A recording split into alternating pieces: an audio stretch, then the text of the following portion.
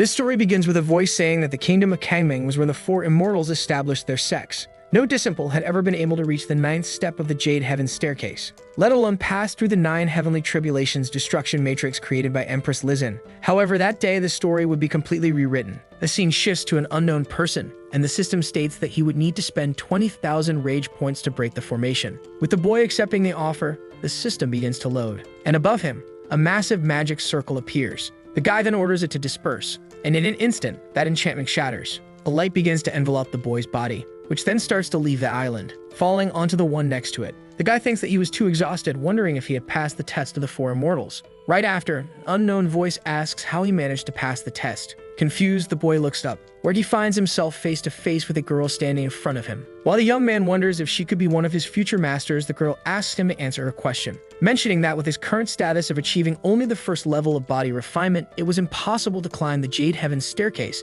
let alone pass through the 9 heavenly tribulations destruction matrix set up by her sister. The protagonist stands up and questions whether she had not seen it with her own eyes. The system then warns the boy to be careful with his words, or he would be punished by the heavens and die instantly. Shortly after, the girl asks if it was because the Jade Heaven staircase and the formation had been neglected for so long. The boy seemed to be somewhat nervous about something. Standing up, the girl states that she would report to the 3 elder sisters, and therefore, he should not leave that place. At that moment, a portal of fire appears, and the girl steps into it. Amidst that situation, our hero wonders how he would explain. Ikka's future masters really wished to know how he had broken the formation. Then the system informs him that it was an ancient sacred source condensed from the essence of the frozen moon, and that it took 10 years to obtain a single drop, which could strengthen and preserve vitality. Observing it, the boy is greatly impressed, saying that it was a treasure. Shortly after, he removes his clothes and begins to dive into the lake. A scene then cuts to that girl from before. A woman, calling her Chu, asks if she had already met the disciple. She replies that she had, as he was very handsome. The other girl says that she usually stated such things so directly and asks why she was stammering so much. Meanwhile, another girl seems to be silently observing. She responds that the boy was truly very strange. He was only at the first stage of body refinement, yet he managed to climb the Jade Heaven staircase, and inexplicably broke the 9 heavenly tribulations destruction matrix, questioning if such a thing was really possible. The other girl says that if that were the case, her disciple must be 1 in a million and had very unusual luck. Another girl says she suspected either cheating or an error in the 9 heavens tribulation annihilation matrix, because it had not been used for a long time. The other states that the 9 heavens tribulation annihilation matrix does not make mistakes. However, the other girl replies that she only meant to say that the boy was very abnormal. The other responds that since he had passed the test, he was still their disciple. Shortly after, another woman says she could hardly wait to meet that guy. Thus, time passes and she returns to that place, wondering where the young man was. Meanwhile, he was submerged in the lake. At that moment, he rises.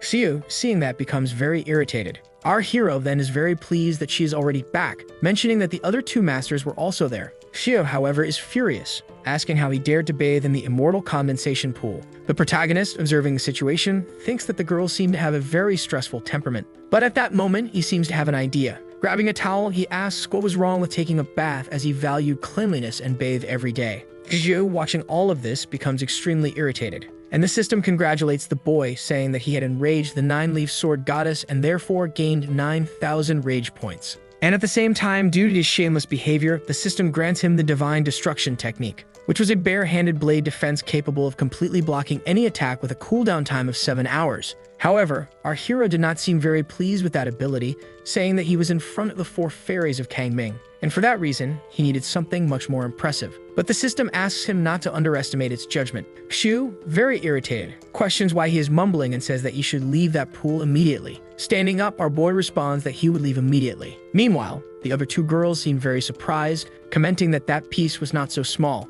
Xiu, apparently embarrassed, asks who told him to stand up, as he should put on his clothes immediately. But the protagonist responds that it was she herself who had ordered him to do that. Right after, she becomes extremely irritated, stating that there was no way she could have a student like him. Then she begins to draw a sword from a portal, initiating some kind of enchantment. Our hero, observing that, is surprised by that power, because that sword was extremely powerful. The boy thinks that he hopes that ability is real, and at that moment he uses the ability the system gave him. Gear's attack ends up hitting the protagonist, and the girl, meanwhile, seemed to be in complete disbelief, because our hero had managed to defend against that attack. At the same moment, another one appears, asking them to take a step back. The boy, meanwhile, comments that it was close, as he had almost been burned. Xiu, very incredulous, wonders how someone at the first stage of body refinement managed to block her blade. Right after, the leader calls her again, who then follows her orders and stops the attack, and that blade quickly returns to her. The protagonist then ends up falling back into the water. Shortly after, their leader begins to reprimand the girl,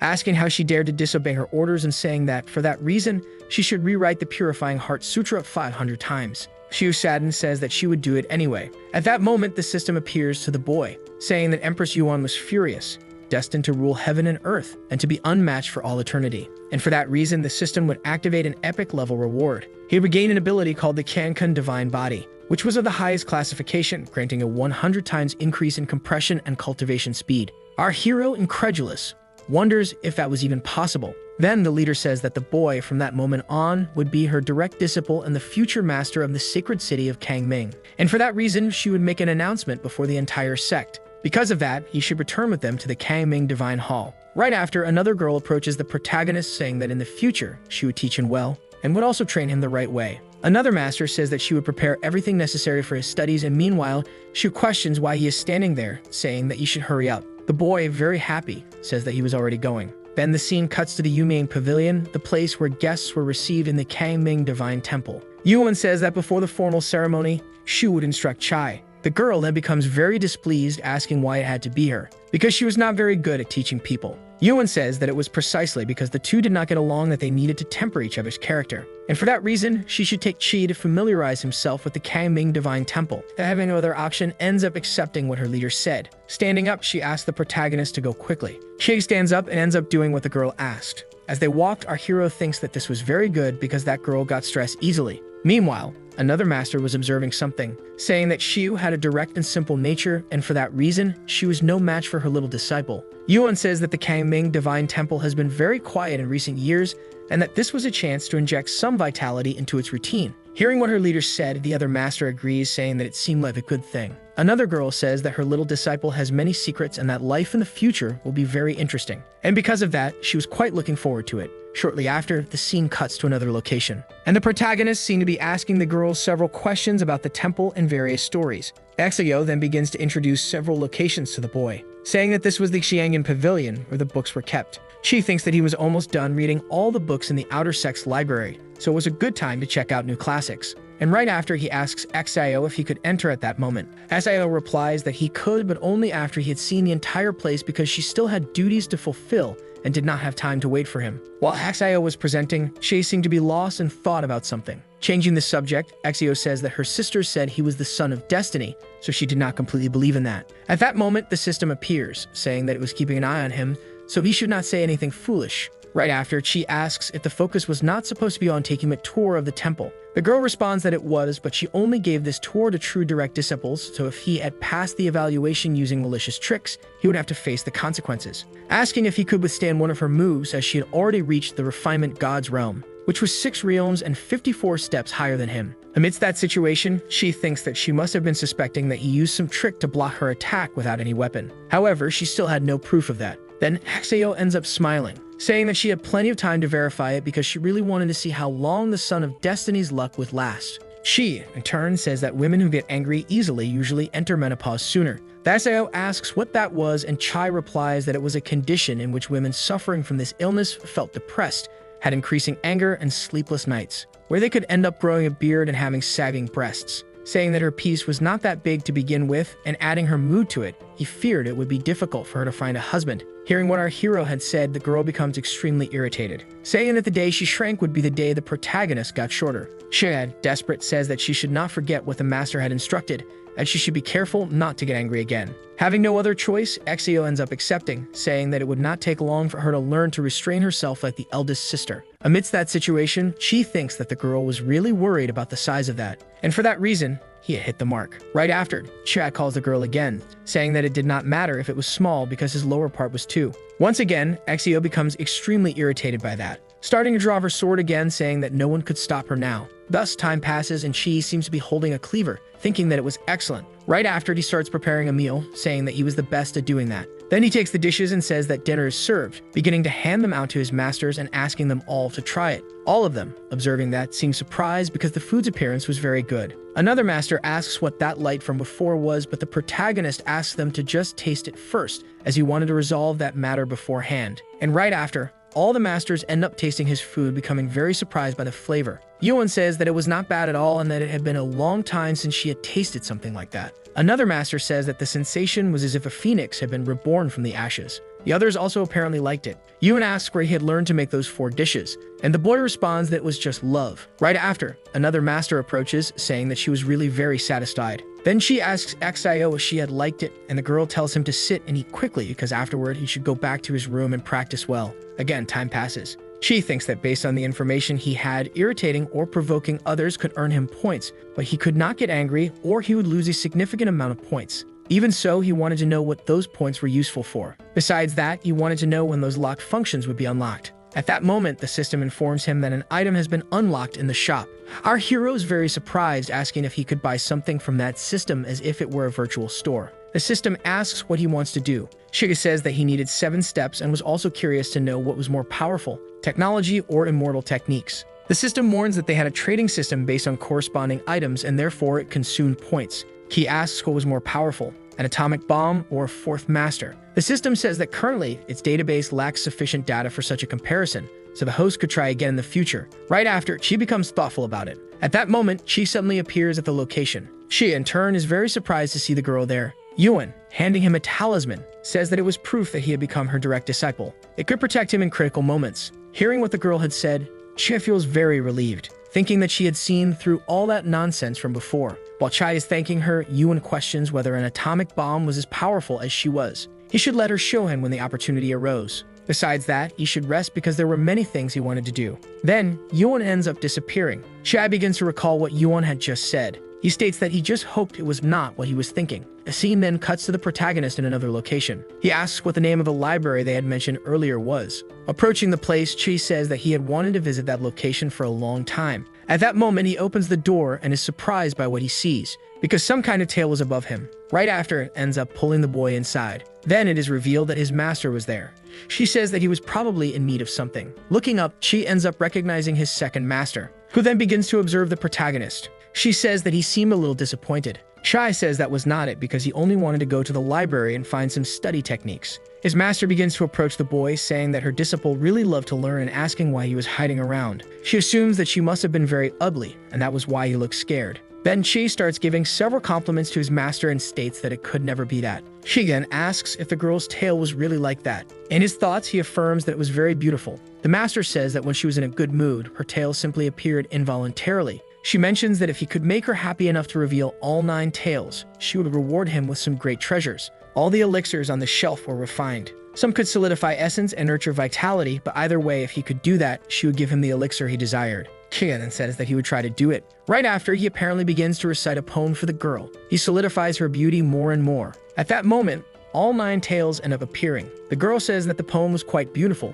but Che says that she was even more so. Then, his master grabs the protagonist. She says that it seemed like they needed to teach him what it meant to respect his master and follow the right path. But she asks to receive the rewards first, and then they could teach him because he would learn with more enthusiasm. The girl says that made sense, and right after flying, her tail ends up dispersing. Approaching from behind, she says that she would reward him first, asking which elixir he desired. At that moment, Shu ends up appearing at the scene, asking what was happening. Besides that, she wants to know why Chai was rolling around like an idiot on the floor. She asks if her sister had used an illusion on Chai. The girl responds that she did not know and that she was just teaching martial arts. She asks if Shu wanted to join them. Shu says that it was unnecessary for them to practice together because that could drive the boy crazy. Besides that, her eldest sister said that the protagonist was in the pavilion, so she was asked to help him familiarize himself with the environment. At that moment, Shu begins kicking Chai. She thinks that he had such strong spiritual power, and yet he inadvertently fell for the second master's trick. Besides that, what happened next was a bit unfortunate. He simply did not get to experience it.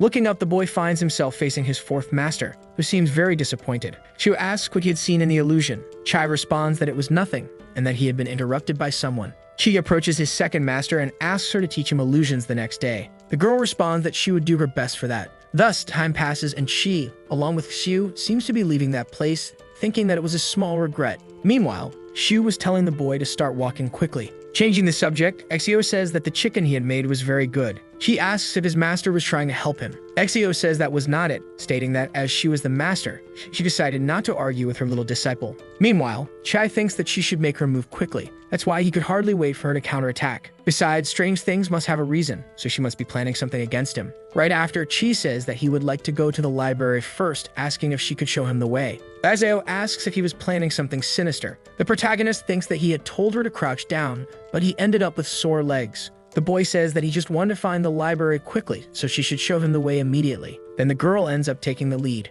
She becomes very irritated by what she heard, saying that he did not even remember those simple paths. Chai says that he was an idiot, which is why his master was much smarter. The scene then cuts to another location. Exio says that this was the library, but she should remind him that just because he could understand outside writings did not mean he would understand everything. Besides, some people there had reached the realm of transcendence. Chai says that a lost bird must fly early. Right after, the two end up entering that library. Exio says that the third master was in that place. Looking ahead, she ends up encountering his third master. Meanwhile, she seemed to be reading a book. Approaching the girl, she greets her. However, his master seemed to ignore him. Exio tells him not to worry because when the third sister was focused, she tended to ignore people, stating that he should come with her. After all, though she did not come there often, she was quite familiar with the place. While standing next to Exio, the protagonist looks back again. Exio, please, says that she had found what she was looking for because she remembered that her 9-direction sword technique was in that cabinet. Chad, disappointed, says that half an hour had already passed and she had only found that book.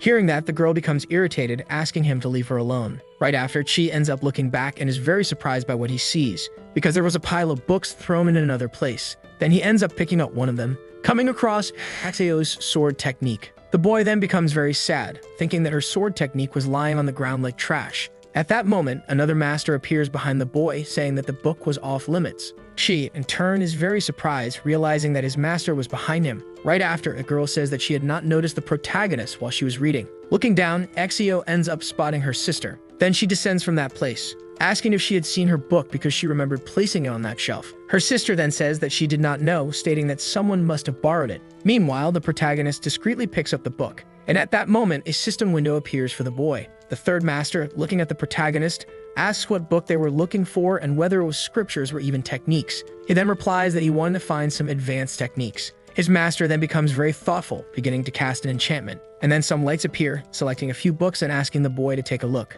Taking all the books, our hero thanks her, and his master says that if he had any difficulties, he could ask. However, Chi says he would not do that, because he did not want to disturb the third master. Quickly, Exio asks to leave immediately, but the protagonist says that he had said he wanted to read a book first. But without listening, Exio tells the third master that she would take the boy away immediately. However, her sister says that she should study more and not keep making mistakes. The scene then cuts to outside the library with Chai saying that she could not ruin his plan just because the third master had criticized her book. Exio mentions that the boy's words were an expulsion order for them, and for that reason, if she stayed longer, she would be turned into an ice sculpture. And if he did not believe it, he could try for himself. Because if she froze him and ignored something she considered important, she also would not save him. Chi then becomes very thoughtful, stating that seeing her expression, it did not seem like she was lying. Exio says that she had warned him before not to provoke the third master, especially when she was focused on something. Chai says that if she wanted him to keep it a secret, she would have to pay the price. Otherwise, he might accidentally let it spread to everyone in the sect.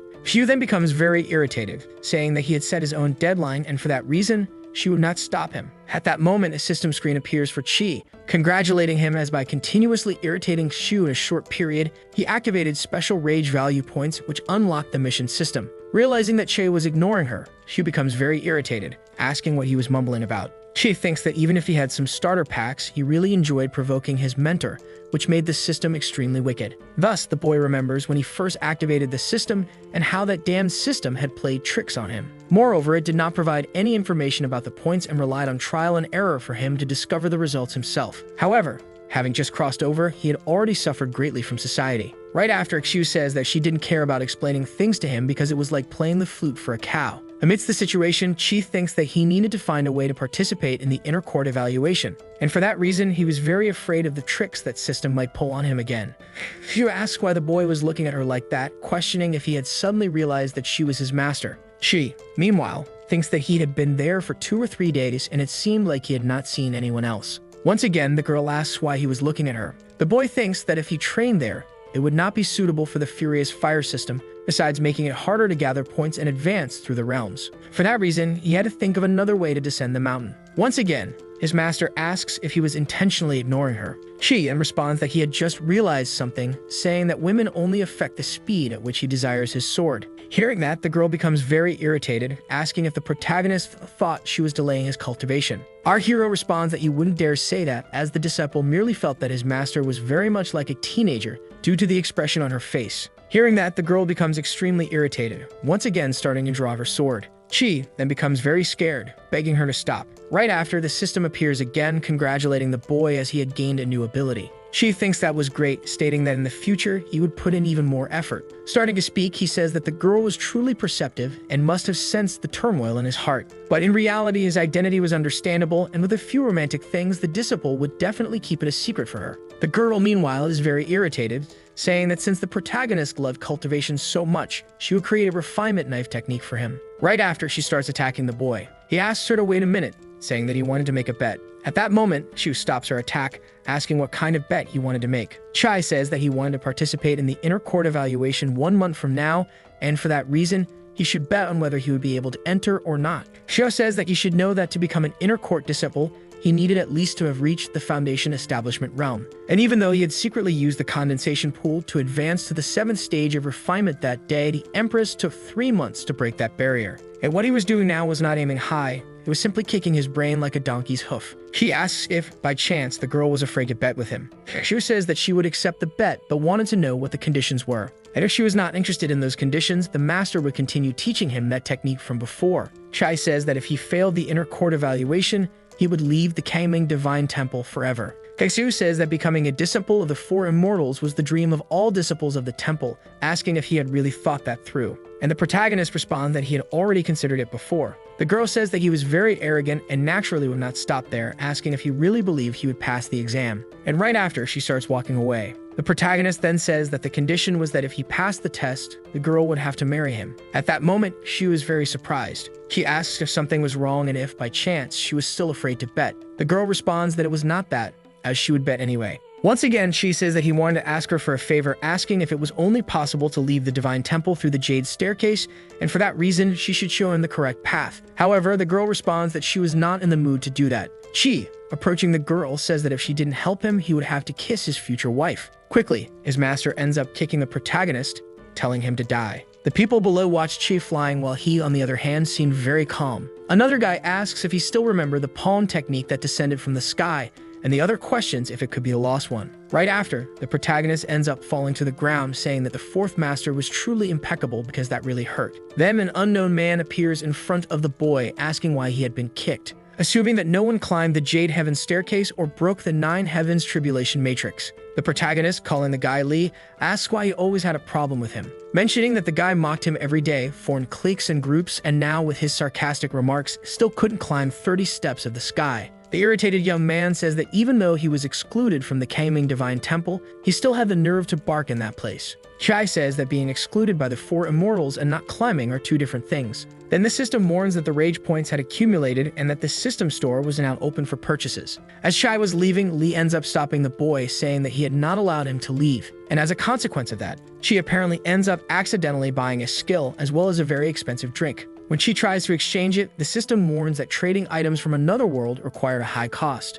The irritated boy asks the other young man to move aside because he was really annoying. Lee, in turn, becomes very angry, stating that it was a waste, and for that reason, he dared to disrespect him. Rushing towards the boy, he says that he would teach him a lesson, throwing a punch at Chai, who then manages to dodge and starts to hold back that attack. With a threatening look, he begins to observe the young man. Right after, he ends up drinking that soda, stating that a drink like that, worth 5,000 B points, was very delicious, but because of that, he needed to recover what he had lost. Then the boy begins to release his aura, asking if that was all the guy had. The surprised guy asks if he was already at the 7th level of the body strengthening realm. As a response, our hero simply gives a smile. The people around were very surprised, wondering how the boy had gotten so strong at his cultivation level. Another guy says that even with the donation, reaching only the 7th level was a waste, and for that reason, he had been excluded from the temple. Lee, beginning to laugh at Chai, says that now he understood, as this must have been the 4 immortals' compensation for knocking him off the mountain. Besides, he didn't want to change someone like him, who was a waste of talent.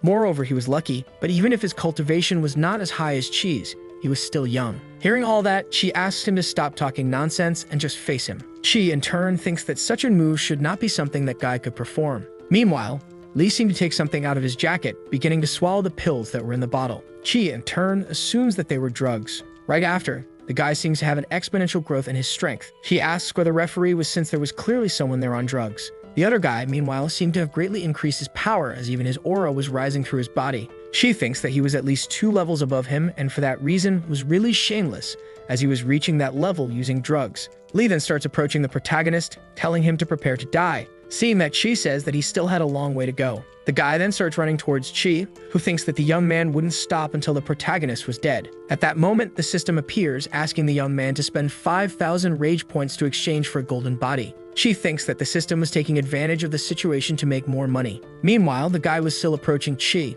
saying that he was too distracted. Right after, he ends up jumping. Chi, without wasting time, accepts the system's offer. And at that moment, his body seems to change shape, acquiring what was called the golden body. Thus, when Lee launches an attack, it apparently has no effect. Right after, a light appears and petals begin to emerge in front of them. Then it is revealed that the second master was in that place, saying that in the Kangming Divine Temple, it was against the rules to attack sect brothers. Moreover, it seemed that everyone had completely forgotten about that. Chai, surprised, says that his master's speed in taking action was truly impressive. The girl, meanwhile, seemed to be observing Lee, saying that in the Kangming Divine Temple, the Heaven Blade Alliance should not go too far. Besides, the boy deserved to receive a small punishment. At that moment, the second master invokes a magic circle, and right after, a kind of black hole appears. Lee then ends up being sucked into that space. Meanwhile, Chai was watching the entire situation unfold. His master then approaches the protagonist, asking if he wasn't afraid of being beaten to death. Chai whispers that he was currently playing the role of a fallen disciple of the outer sect, excluded from the Kangming Divine Temple by the 4 immortals. And for that reason, she also needed to follow the act. Meanwhile, the other group was watching the entire situation. Right after, the second master moves away from the protagonist. Falling to the ground, she says that her heart was truly aching. Seeing all that, she assumes that the girl was also getting into character. Quickly, the entire sect becomes very irritated, saying that the protagonist was insulting his master. Meanwhile, the second master laughs at the boy, asking how her performance was. Besides, she wants to know if she needed to do anything else. Chai responds that it was already enough because he could handle the remaining matters alone. Then the second master moves toward the protagonist and asks what happened. The girl says that she had not had enough fun yet, and right after, she starts running. The entire sect, watching that, seemed very furious, saying that they really should help the second master. And everyone starts running after Che. The second master says that if they were going to play, they should fully commit to it. The scene then cuts to another location, and that group from the sect was still chasing the protagonist, who thinks that the rage system would only create more enemies for him and that he needed to carefully manage all the points and enhance the provided abilities to evolve. Otherwise, sooner or later, those knave investors would exhaust him to death. Besides, he needed to decide where he would escape to. Right after, the boy looks ahead, realizing that he was in front of the isolated waterfall behind the outer sect. Taking advantage of the situation, the boy moves closer, wondering how he had arrived at that place. Looking further, he notices an unknown girl bathing there. Thus, the boy is very surprised to realize that it was one of his masters. Looking ahead, the girl ends up noticing Chi and asks him to come closer. Quickly, Chi kneels, apologizing for the inconvenience and mentioning that he truly did not intend to spy. The master says that it was there that she contemplated solitude, and for that reason, anyone who interfered would be punished. She, in turn, mentions that it was cold and asks the girl to put on some clothes. Hearing what her disciple had said, the girl remains silent and asks him to help her do that as a form of punishment. Right after, the master grabs the clothes, hands them to Chi, and asks him to dress her. Quickly, the boy starts doing that, fully dressing his master. His master says that he should participate in the intercession evaluation in the coming months. And while the boy, with a nosebleed, responds that he would. The master says that he was already her direct disciple among the 4 and asks why he wanted to go through that unnecessary trouble. Shai says that he didn't want people to question him because the outer sect disciples thought he was not qualified to be a disciple of the 4 immortals. Right after, the girl begins to observe Chai, who then thinks that his master's eyes seem to want to see through him. Understanding the situation, his master ends up releasing the boy, stating that she would keep that infraction as a secret in the restricted area. She, hearing that, feels very happy because fortunately she had accepted it. Greeting his master, he says that he would leave now. The system then appears, congratulating the protagonist for enraging 1,000 outer sect disciples that day. Moreover, it informs that he would soon unlock the interdimensional travel function, and the specific time for that travel would be determined by the system. Yuan, the host, would be able to obtain items and abilities from other worlds while training in them. He, seeing that, is very surprised, saying that he was starting to feel that the system was actually useful. The scene then cuts to another location, and a light seemed to be emanating from the sky. Right after, a hole opens up, And Lee, meanwhile, appears to be falling from the sky, shouting that Chi should wait for him because he would definitely kill him. The scene cuts to an explanation, stating that the spiritual cultivation hall was a formation created by the Empress specifically for the cultivation of disciples in the Kangming Temple. It is said that with each additional layer of the spiritual cultivation room, the pressure endured during cultivation increases by 100 times. In other words, the spiritual pressure on the 18th underground floor is as high as 180 times. Meanwhile, an elder seems to be conducting an evaluation, calling the next person. Thus, it is finally the turn of our protagonist. The other man then asks for the protagonist's name, along with his cultivation realm and height. Our hero responds that he was at the 7th level of the body refinement realm and was 5.5 inches tall. The man is very surprised, asking if he didn't mean 5.5 feet. Chi, embarrassed, thinks that the man should have only asked about his height and not exaggerated the length. While conducting the evaluation, the elder instructs him to go to the 2nd floor, warning that if he couldn't handle it, he should leave and not force anything. Otherwise, he might become disabled or even explode. Che, disappointed, asks if the 2nd floor wasn't too easy, as he was participating in the intersect evaluation next month, and he needed to at least reach the foundation establishment realm. The elder says that last year, the genius Zhonglin, who led the intersect evaluation, only managed to challenge the 3rd floor at best, mentioning that Chai was not young anymore and was still only at the 7th level of body refinement, so he shouldn't risk his life just to advance his realm. Right after, a group of people appears at the location, beginning to insult the protagonist repeatedly. One guy says that with the cultivation he had gained only through the mercy of the 4 immortals, he shouldn't even pass the 1st level. Wang says that Chai had always been a waste and probably didn't understand how important it was to refine the strength of the body. Zhang then tells everyone to speak less because, unlike them, he had climbed step by step. The protagonist says that they really must be something, having climbed for so many years and still being stuck at the early stage of body refinement. Hearing all that, the group seems to become very irritated. Chi asks why they are getting so restless and starts mocking the boy again. Chai, surprised, wonders why they are not getting angrier, assuming that they had already developed immunity to his provocation. Then the system appears, informing that the interdimensional travel function had been activated, and for that reason, it were transferring the host to leave a mountain. While being teleported, Chai is very surprised, thinking that this was the mountain of the Dragon Palace. The system warns that the transfer was complete, and the scene cuts to that mountain. The system informs that this was the palace of the future Dragon Master, and that his memories had been synchronized with that body. The original host had broken the chess game and was preparing to inherit the divine art of Baiming. However, another man named He had encountered an obstacle in the process. Chi, in that body, says that if he learned the divine art of Baiming, he would not be able to distort the spiritual expression of the 18 levels of the spiritual cultivation hall. Right after, the boy looks back and finds himself facing his master, who then says that he was an ugly monk and for that reason had scared him, asking if it was him who had broken his chess game because he seemed to have some skills, although he was a bit ugly. Observing the boy's expression, he asks what the problem was, stating that he was about to pass on the divine art of Baiming, and for that reason, he was concerned that the next generation was going to be too ugly. Then the system starts issuing multiple alerts, saying that this master only cared about the appearance of his disciples. Once again, that master asks why the young man was so ugly and starts observing the protagonist again. Chai says that he had only heard his master's name, and when he saw him in person, he realized that the name really suited him. After all, he had been pondering the meaning of his name for a long time. Right after, the boy puts on a wig identical to his master's hair, who then becomes very irritated, asking what the boy was saying, and Chai responds that he was just an old man who spent all day standing still. The master then becomes very irritated, asking what that was supposed to mean. Chai says that he was ugly because Buddha did not care about appearances, and eventually, Buddha had shaved his head and never again used his soft hair. The master asks him to stop with those foolish explanations because he wanted to know the reason behind those words from before. The young man says that he had broken the chess game, so if his master should pass on the skills, and after that, they could talk about being bald, beauty, and all the rest. Right after, the master says that the blue-covered book on the floor was one of his experiments over the past decades, so he should take some time to read it. However, cultivating his martial arts took decades, and even with talent, learning would take at least 30 years. And if he ever found something that required guidance, he would have already kicked the bucket by then. But if he admitted that he was dumb and ugly, he could directly pass on his skills to him, saving him the trouble of using his brain. Right after, the protagonist raises his hand toward the master, stating that 4 years would be enough, as there was a possibility he could improve even further. Then Shi picks up those books, thinking that with his Qiankan divine body, he would learn the skills 100 times faster. Moreover, the old man had fallen into his trap, and for that reason, he needed to be prepared. Right after, the master says that those outside the technique were eager to learn a bit of it. So if the young man did what he had asked before, he would immediately pass the skills to him, fulfilling his final wish in life. However, our hero asks to abandon that idea because he was the kind of person who, if told to go west, would go east. His master then wonders if when he shaved his head, he also boiled his brain. While sitting, Chi says that he would learn soon, but his master had to promise something because it had to be a negotiation. At that moment, the master is very surprised because that was the real guy. 4 hours pass and Chi still seems to be meditating. His master, meanwhile, looks very surprised as the young man was floating while meditating. Moreover, he was very disappointed because he didn't know he was capable of doing that. Right after, Chi opens his eyes, saying that he had learned a lot and in addition, had identified some mistakes in the master's book, so he optimized its content. The master says that to learn the divine art, he should dissipate his internal energy.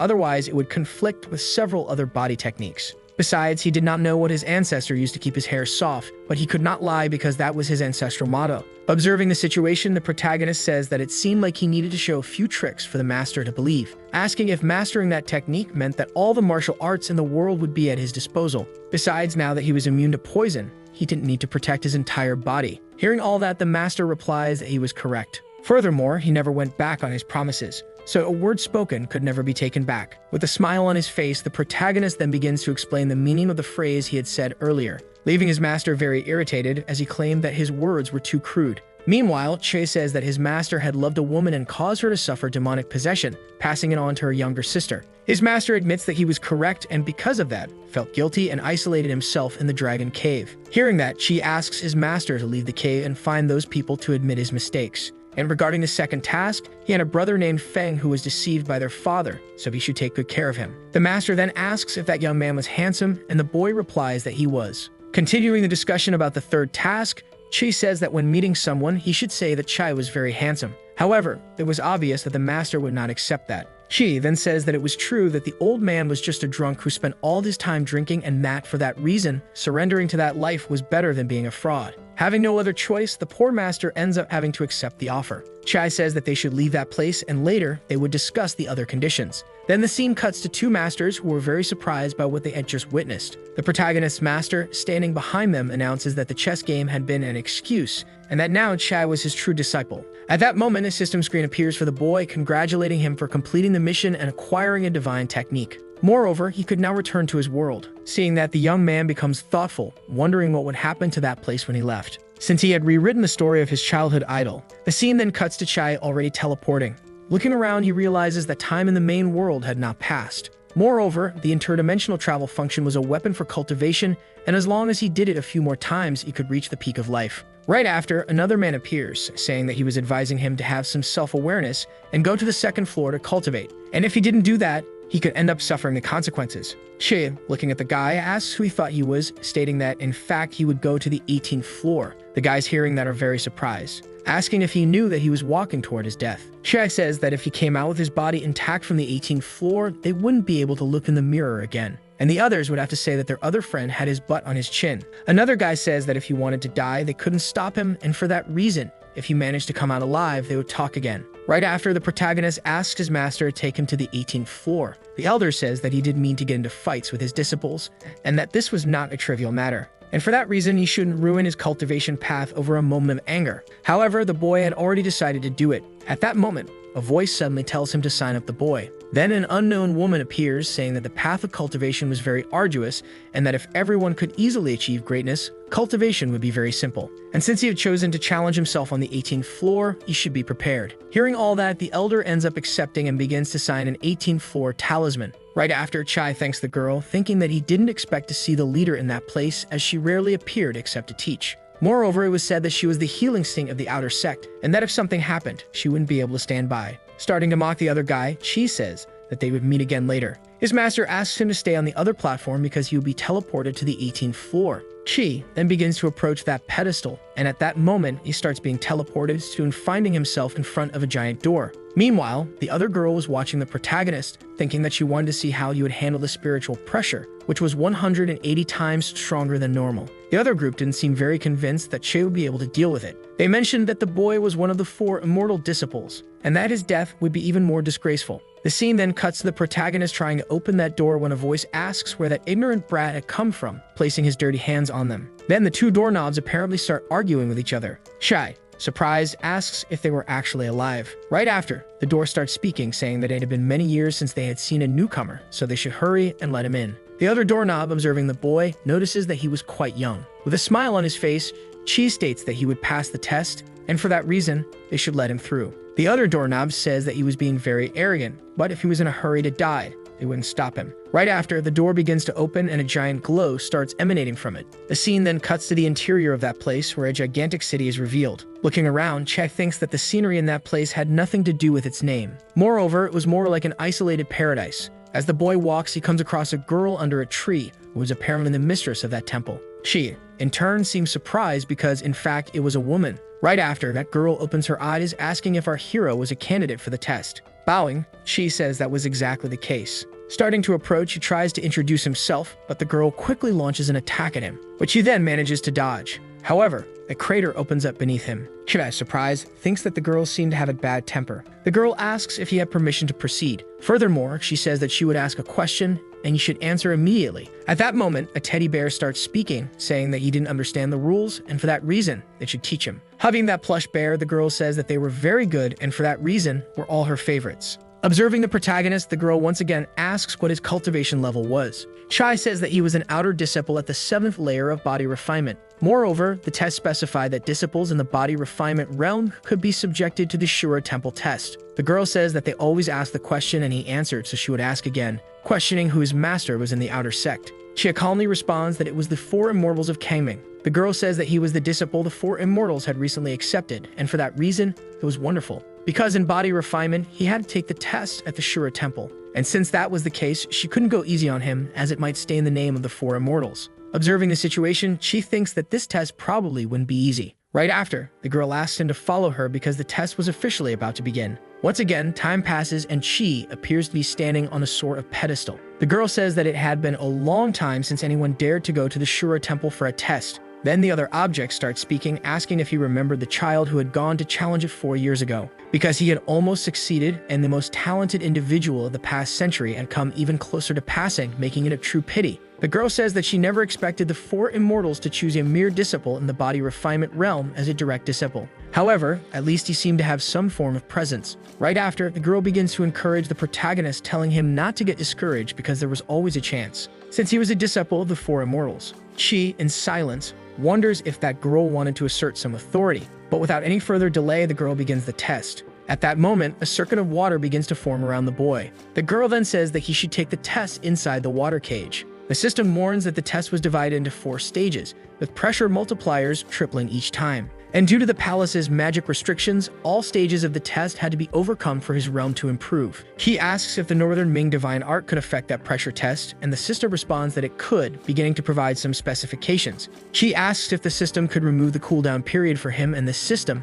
incredulous, questions how that would be possible. The frustrated boy thinks that it wouldn't be easy since advancing his realm had to be his priority. Once again, the girl asks if he was ready. Che, meanwhile, seems to be trying to calm himself, and as he says that he is prepared, he thinks that as long as he carefully planned his skill timing and method of use, there shouldn't be any problems. The girl says that the first phase was heartbreaking Aladdin. At that moment, a woman in the form of water appears, and with her, an unknown weapon emerges. The girl thinks that the advantage of the body refinement realm was significant in the first phase, and even with triple pressure, it wouldn't cause too much harm. The scene then cuts to that creature advancing toward the protagonist, who seemed to be struggling. The system warns that the cold essence pool of Kangming Temple was used to temper his body, and for that reason, suggests that he immerse himself in it more. Right after, she asks them to continue. The girl announces that she would begin the 2nd stage, and right after, another magical creature appears, starting to unleash a sequence of attacks against the protagonist, who then ends up falling to his knees on the ground, feeling very surprised because it was 6 times stronger. The girl says that if he gave up now, he could leave unharmed, but if he continued in less than 10 seconds, his body would explode into tiny pieces. However, she was very determined and asked to activate the Northern Ming Divine Art. Right after, a yellow aura begins to emerge around his body, which apparently starts to offer resistance against the magic. Even shaken, the boy says that he had endured the phase, and for that reason, he was calm, thinking that the 3rd phase would have 12 times greater pressure, and that if he didn't use the Northern Ming Divine Art, he would be instantly crushed. However, since he had already used it once, if he waited until the 3rd phase, he could pass smoothly, because using the same method in the 4th stage was too risky. Surprised, the girl says that the disciple of the 4 immortals really had some skills, thinking that the young man was normal since he had absorbed the spiritual energy from the water cage. Our boy says that he had underestimated the Shura Temple, and for that reason, hadn't expected it to be so terrifying in the 2nd phase. And because of that, he was now starting to feel a little afraid, thinking that with his divine body of Qian Kun, he had mastered the uses of the divine arts of the Northern Ming. Hearing all that, the master said that it was incredible. Besides that, she was expecting an even better performance from him. Hearing that, she ended up thanking her for the compliment, thinking that the pressure he had absorbed now had not been 9 times greater, as it was more like a multiplication. Moreover, the third stage added 12 times to the second. Thus, the boy began to do some calculations in his mind, realizing that the multiplication would be in an exorbitant amount, wondering whether that was a test or an execution, and that it should not seem like a murder. Last time, he had barely managed to pass the test of the 4th phase, and that was why the Shura Temple was truly the chosen place for his death. Convinced, the girl asked if they could start the next phase. At the same instant, she began to feel a pain in his stomach. The irritated master said that they hadn't even started yet. Kai said he needed to use the bathroom, asking if he could take a break. His master quickly denied it, asking what he thought that place was and saying that he couldn't simply relieve himself whenever he wished. Kai said that if that was the case, he would do his business right there. The girl said that it didn't matter, so he had to choose between doing that or continuing the test. Chi then ended up choosing the test, thinking that he had managed to buy a few more minutes with that. At the same moment, that girl ended up invoking another spell, which apparently was a magical weapon similar to a flute. She began to cast some enchantments toward the protagonist, who thought that at the beginning of the 3rd stage he had felt power within his body. Besides that, he had absorbed it using the divine art of the Northern Ming, turning into something unusual. Chi then began to invoke some kind of enchantment in his hand, saying that even if the power of his body transformed into a yang attribute in the end, it was the same power source. And so he just needed to wait until his forces merged. Observing the situation, the girl thought that it was different from the 2nd stage, but even so, it seemed like he couldn't endure it anymore, asking why Che would risk his life for a single test and whether now that it was over, he could avoid the pain of spiritual pressure. But Chi seemed determined to continue, saying that he could still endure it. At that moment, an explosion ended up happening, and Chi was apparently still trying to withstand that attack. The girl, meanwhile, seemed very surprised, saying that if he continued, he would end up being killed. The boy said that his body was fine, but his hands were hurting a lot. Another explosion suddenly occurred, and amidst all that, she seemed calm. The surprised girl asked if he was human. Chidi, feeling confident, questioned whether she hadn't seen that scene before. Then the scene cuts to Exeo, who was very happy because no one could recognize her of that disguise.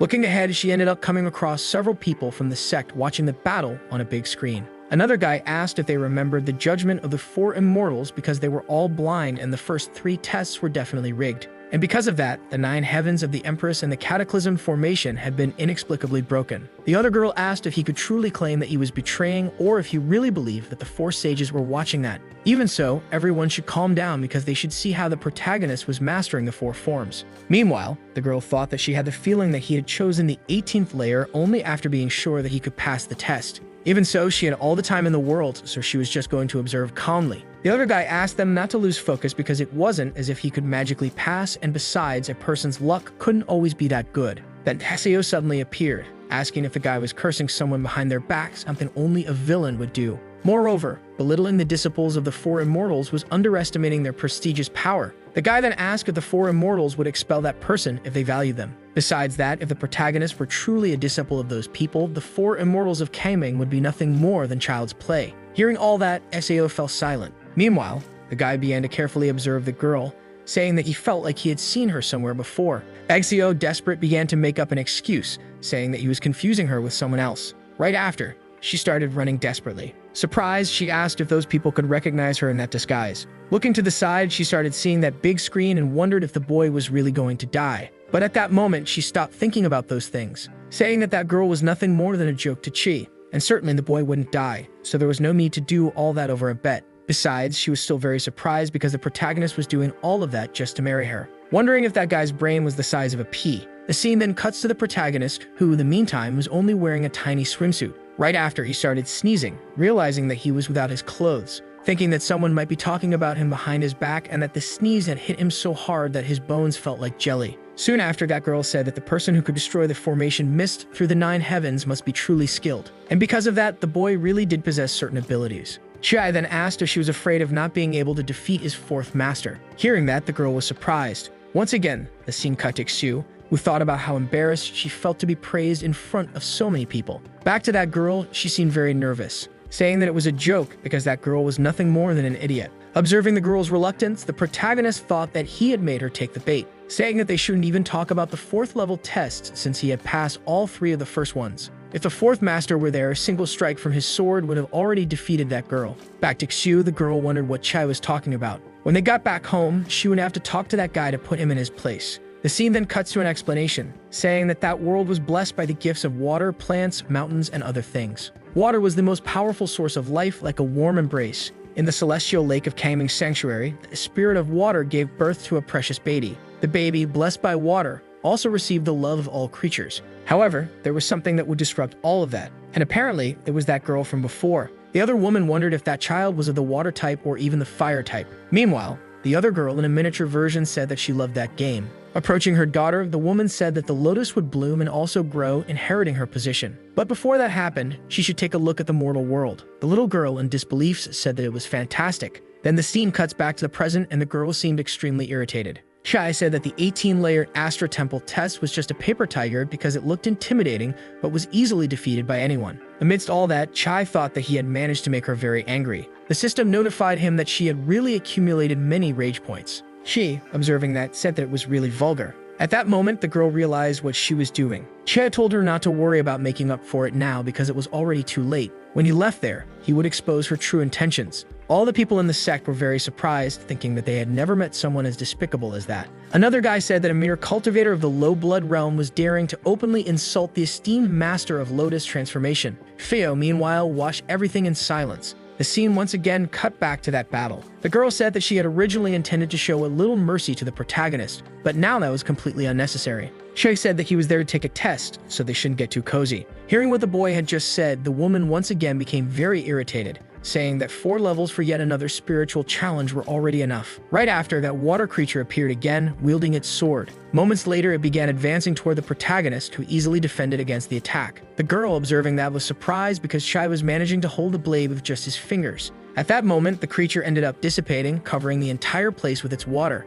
A yellow aura, meanwhile, surrounded our hero's body. The people in the sect, watching that, seemed very surprised. Another guy wondered what kind of amulet he had used because not only had he passed the trial, but he had also made the colors soar. Moreover, he had even advanced to a higher level himself. The scene is once again cut to that battle, and all that water was surrounding the place. The examiner, meanwhile, was watching everything in silence and then, in disbelief, asked how that was possible. She then began to approach the girl, who, in the meantime, seemed to have a smile on her face, saying that the Asura Temple was not just a name without substance. Realizing all that, the girl started to cry, and the protagonist was very confused by what he was seeing. The girl said that the protagonist was picking on her, and for that reason, she would not tolerate it. Chai said that just because he had passed the trial did not mean he was that incredible, so she shouldn't cry, asking if he had intimidated her. The people in the sect watching that seemed very frustrated. Chai, disappointed, said that it was always the same story, asking if the trick up her sleeve was just a cry. However, she still remembered everything the protagonist had done, wondering how he had managed that because he had really passed the exhausting test at the Shura Palace, and that guy was truly evolving little by little. Once again, the scene was cut to Chai, asking if the system storage was working. Thus, the boy began to analyze his system screen. Observing that girl, the protagonist thought that he should hurry and calm her down, or she would flood the entire temple with her tears. At that moment, the system notified that the fast travel time was starting. Therefore, the host could be transported to the Tudeng Boru family to conquer the 8 hours. Shortly after, the scene cut to another location and 2 girls, meanwhile, seemed to be arguing. At that moment, an unknown man ended up opening the door, and that apparently was the protagonist in another world again. Soon after, someone grabbed the boy's shoulder, and the woman, calling him her son, stated that there were many people who envied his life, asking what more he had to be dissatisfied with. However, the boy replied that he had no complaints, and because of that, he was extremely satisfied. Approaching those girls, a young man said that he had arrived. Observing the system screen, our hero asked what kind of challenge that was because it was clearly just handing out gifts. Sitting down, the protagonist asked what they wanted to play. The other girl asked why he was there to play with them. Chia said that before he had been a fool, but today his eyes had been opened, and having a beautiful companion by his side was a true blessing. Therefore, there were countless fun activities to enjoy. Soon after, the boy ended up picking up a game piece. The other woman said that her husband was not only skilled in playing musical instruments and other things, but also an impressive master of board games. With a smile on his face, the protagonist said that it was nothing special, asking if they wanted to continue playing, asking if they happened to be familiar with the game of Baccarat. Thus, time passed, and Chai had apparently played that game for around 300 rounds, and all of them seemed very tired. Surprised, one of his wives asked how he was so brave and fearless. Our hero replied that he had not yet unleashed his full strength. His wife then asked if they could regroup and then do something before the next battle. However, she asked to try another battle before that, mentioning that in books there could be sea beasts, but even so, no one compared to his 8 lovely wives. At that moment, the system notified that he was getting a little close to the time limit. Our hero said that the system was absolutely right because with 8 wives to attend to, time was very scarce. The system said that was not what it meant, as it had determined that he had completed the challenge and would be teleported back to the Shura temple in 3 minutes. Surprised, Shai questioned if it was really just 3 minutes, and besides that, he hadn't had enough time to enjoy it. Without wasting time, our hero said that he had an urgent matter to discuss with all of them, asking how to make a girl happy and put a smile on her face. Thus, all the girls started making various suggestions, such as giving food, clothes, and even objects. Soon after, the other girl, frustrated, asked if he was really going to have another wife. So all of his other wives started confronting the protagonist. At that moment, a book started flying toward the boy. Grabbing it, the young man wondered what it was. His mother then appeared, asking if he had forgotten about that book. At that moment, the system began synchronizing that book. Chai, surprised, said that it was truly a real gem. The system notified that he was about to be transferred back to the main world, so he should be prepared. She said that it was difficult to say goodbye when they were together, so when they were apart, he would trust that fate will unite them again. The other girl, confused, asked what he was talking about. Soon after, the protagonist began to disappear, being teleported back to his original world. Back to the present, our hero seemed to be meditating. Upon regaining consciousness, he realized that he was back, and in front of him, that other girl was still crying, saying that she really couldn't take it anymore. Then the protagonist asked the system if he had unlocked all privileges, and the system responded that it had already done so. Thus, the protagonist said that they should really start analyzing that book. She, in turn, began to approach that girl, saying that she shouldn't cry because her eyes would swell, saying that during the test, he had been paying attention to her, and by observing her, he realized that she never had any real intention of bullying him, and that the Immortal of the North could safely say that this was the most popular style of the moment. Showing some clothes, he asked who was in favor and who was against it. Observing all those clothes, the other young man said that they were all very bizarre, and for that reason, only a lunatic would like them. However, that girl seemed very pleased with all those pieces. Our hero asked if she wanted to try them on, but the girl asked why he had given her those clothes. She, in response, ended up touching the girl's face, saying that when she turned around, the whole world would know that he had brought that lake of fish for her to see with her own eyes. But before that, he had simply made a mistake in his approach, so she should forgive him for being too direct. The people in the sect, meanwhile, seemed very confused by what they were seeing. The girl, happy, said that she needed to go change clothes, asking the young man to stay there and not leave her. Then the protagonist placed his hand on his own head, and happily said that he had finally succeeded, thinking that if he had used that book before, he would have done much better. The people in the sect, meanwhile, seemed very frustrated with what the protagonist was doing. Time passed again, and the girl reappeared, saying that she had already changed clothes, asking Chai if, by any chance, it looked good. Noticing the protagonist's silence, the girl asked why he was acting that way. He then made a thumbs-up gesture with his hand, saying that it wasn't bad and that they should change the rest. With a smile on her face, the girl ended up agreeing. Chai, meanwhile, seemed very thoughtful, stating that her curves were perfect. Besides that, he wondered what kind of effect those clothes would have under the moonlight. Thus, a cycle of various outfits emerged, and the girl continuously tried on all of them. Time passed again, and the girl, happy, asked if all of that was for her. In response, she said yes. Noticing the protagonist's kindness, the girl said that he was very kind, and for that reason, he was her favorite. The scene then cut to another location, and that girl said that the protagonist had given her many clothes, and for that reason, she should return the favor with some other gift. Soon after, those other creatures ended up opening a door. She asked if that was a gift, stating that it seemed too good to be true. The girl said that it was something very valuable and would definitely be useful. Meanwhile, the people watching from outside the sect could not see what was happening, so they were very frustrated with what had happened. Once again, the scene cut back to where the protagonist was. That girl, meanwhile, seemed to be looking for something. Soon after, she found what she was looking for. Picking up a box, she said that it was something her mother had given her, and that now that it no longer had any use for her, she would give it to the protagonist as a token of appreciation. That ring was capable of dissipating the oppressive aura of the enemy's spiritual pressure and was a sacred-level artifact. Other sacred-level artifacts required mastery of at least one level of transcendent void to be wielded. However, that magical tool carried her mother's blessings and could be used beyond borders. Shai said that since the girl was giving him that with sincerity, he would humbly accept it. And since they were friends, the girl should say what was on her mind. Hearing that, the girl was surprised because the protagonist had called her a friend. Shai, confused, asked if he was perhaps being impulsive about that. But the girl replied that he wasn't, and for that reason, she was very touched to be his friend. Then she ended up casting the enchantment. Shai, confused, asked what that was. Soon after, that magic was directed at the boy's chest. His friend said that whenever the protagonist said her name 3 times, Lyria would appear somewhere. The scene then cut to another location, and Chai had already left. His master, surprised, congratulated him for passing the Asura temple test. And because of that, it had been a revealing experience for him, who never expected to find such a precious gem as that. Moreover, he needed to spread that good news to the holy sanctuary as soon as possible. She, amidst that situation, said that all of this had just been luck. Then that other guy appeared, saying that just because he had some treasures with him, he was trying to win that lord's favor. She, in turn, said that those gifts were given after passing a test, but even so, the three of them could offer something better. The guy said that he could be making some shady deal with the leader behind closed doors. At that moment, that other woman appeared, telling them to shut up and asking how he dared to tarnish the reputation of their temple.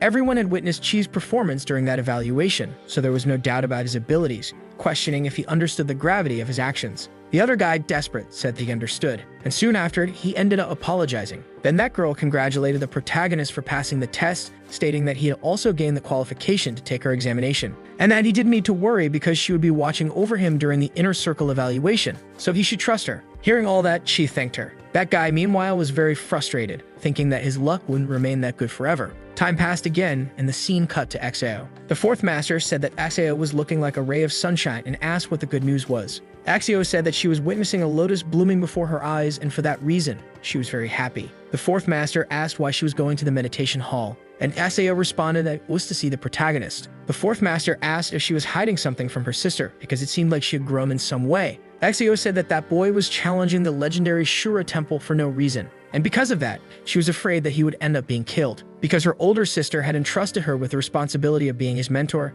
she had no secondary motives. The fourth master said that it was normal to have some peculiarities at that age, so she shouldn't worry, as it was just a sign that she was alive. The scene then cut to another location, and Sao seemed to be taking a bath. Soon after, she got out of the bathtub. Then she picked up a piece of paper. At that moment, the protagonist appeared. Axio said that she wasn't preparing anything, so he shouldn't jump to conclusions. Chai, please, asked if she was writing another martial arts manual, and that was why he wanted to see it. Axio, irritated, ordered the protagonist to return it, and Chai, surprised, realized that it was some kind of manga. Axio, angry, demanded that he give it back immediately. Chai said that she was acting strangely that day and that the martial arts manual she had given before was more electrifying than that work. And because of that, the girl was far above that. Axio said that she felt her art was not up to par, and for that reason, her performances were lacking, and so she wanted to stand out. Moreover, she wanted to congratulate the protagonist because he had gained the qualification to take the inner evaluation. Choi said that the news from Kangman's sacred realm spread like wildfire, so he had hoped to tell her personally. Axio said that was not a cause for concern because she had only made a small bet.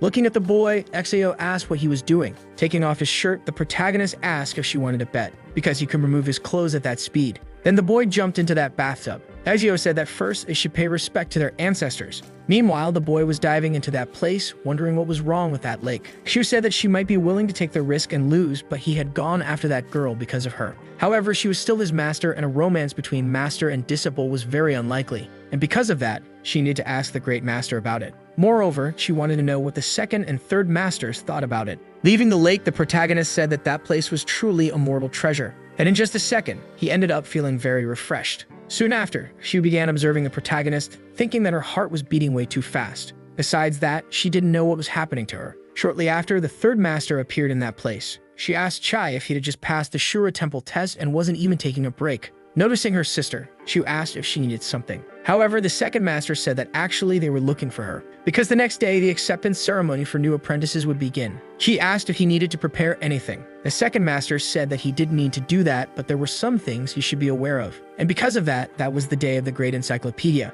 and all 6 sect masters would be present. Moreover, those 6 sect masters were not easy to deal with. The Kangming Sanctuary consisted of 6 gates, the Outer Temple Gate and the Continental Gate. Under the command of Empress Yisa, the superficial calm was maintained. Never before had the 4 immortals accepted disciples, and that person passed the Shura test before officially entering the school, stating that the next day would be quite lively. Thus, the day of the apprentice ceremony finally arrived. Several people from the sect were in that place, and that other guy from before seemed frustrated with something, saying that it wasn't as if they were taking them in as their apprentices. The other guy said that that kind of excitement didn't happen every day, and besides that, his brother had told him to keep an eye on the protagonist before leaving. Moreover, his benefits would not be lacking when that person returned. And because of that, Che wouldn't be proud for too long. And because of that, when they saw that great and glorious temple, it would truly be a grand scene. Another guy said that they shouldn't wait any longer, because that day they would probably have to deal with some unpleasant things, since that guy had caught the attention of the inner sect, and he didn't care what the other 5 sect leaders thought. However,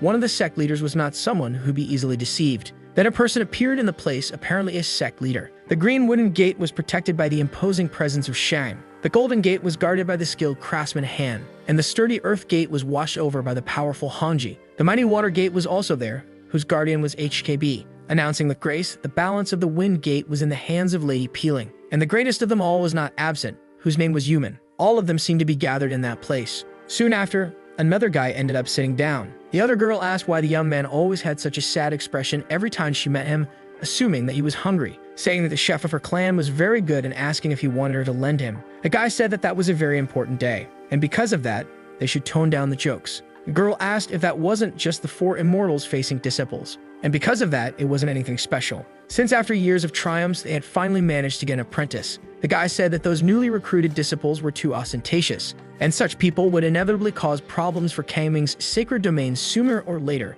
Soon after, a person announced that the 4 immortals had returned. Quickly, that other young man ended up kneeling, and the protagonist's 4 masters were in that place. Meanwhile, the second master thought that she hoped her disciple would behave a little better. Yuan then asked everyone to take a seat. Thus, that meeting seemed to begin. Yuan said that he had never been a fan of excessive talking, and so they would skip the formalities. And if it weren't for the fact that he needed all 6 sect leaders to witness the apprentice ceremony, he wouldn't have bothered everyone with that trip. Soon after, the protagonist seemed to walk toward that place. Then he began to introduce himself to everyone, greeting his 4 masters and the 6 gatekeepers. Yuan, meanwhile, recalled a conversation with the second master, saying that although the region of Kangming's sanctuary was their great master, the 6 gates enjoyed a high degree of autonomy, and for that disciple gathering, he hoped that he could stay low-key and avoid any trouble. The scene then cut to that girl from before, saying that she liked the boy's appearance but wanted to know if he would really be good for marriage. Because to be part of her family, one needed to enjoy all the things in life. The other guy said that real men needed an advisor to show their strength, and that young people today were too delicate,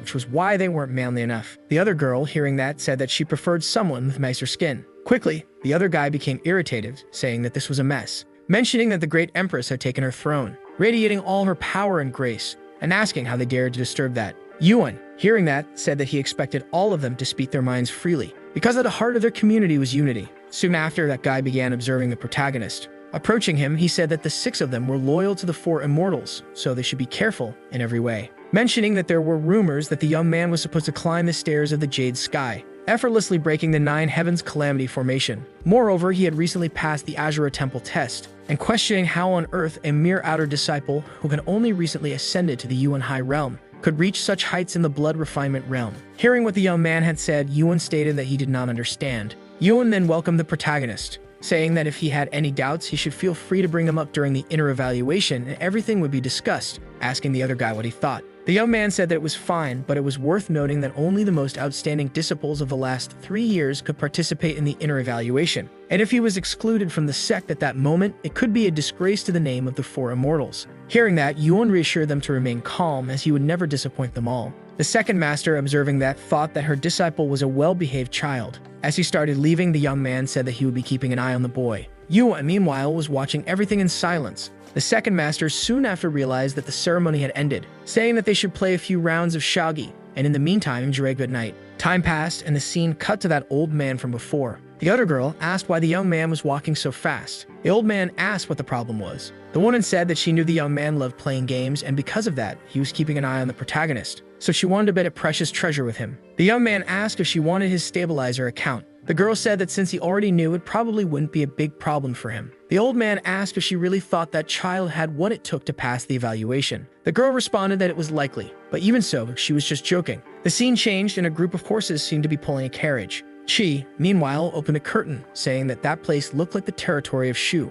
Looking to the side, the boy ended up seeing his second master watching him and asking where that land of Shu was. Xie, embarrassed, said that that was the kind of thing they were dealing with, because when summer arrived, it became very humid and hot like a sauna. Yuan said that the people of Shai Shuan had a passionate love for spicy food. The protagonist, surprised, asked how his master knew that. Yuan asked if it wasn't common knowledge that basins had a lot of humidity. Hearing that, Chai remained silent, thinking that he clearly remembered his master, saying those 3 words, assuming that that person could be his master. Shu asked why the protagonist was acting that way, because when they arrived at that place, they should put on a little show. Chi said that if it were an ordinary person, his strike from earlier would have shattered all of their internal organs. Shu said they should discuss that after he was broken into little pieces, thinking that the young man had forgotten about his bet since days had already passed and he hadn't even mentioned it. Noticing his master's rage points increasing, the protagonist became confused, wondering what she was talking about. Then the second master said that some time ago, he had asked her to teach him some magic tricks, and because of that, she had created some personalized sets for him. And if he couldn't learn, he should accept his teacher's punishment. She determined and said that he would study hard, thinking that the punishment he had in mind could be real.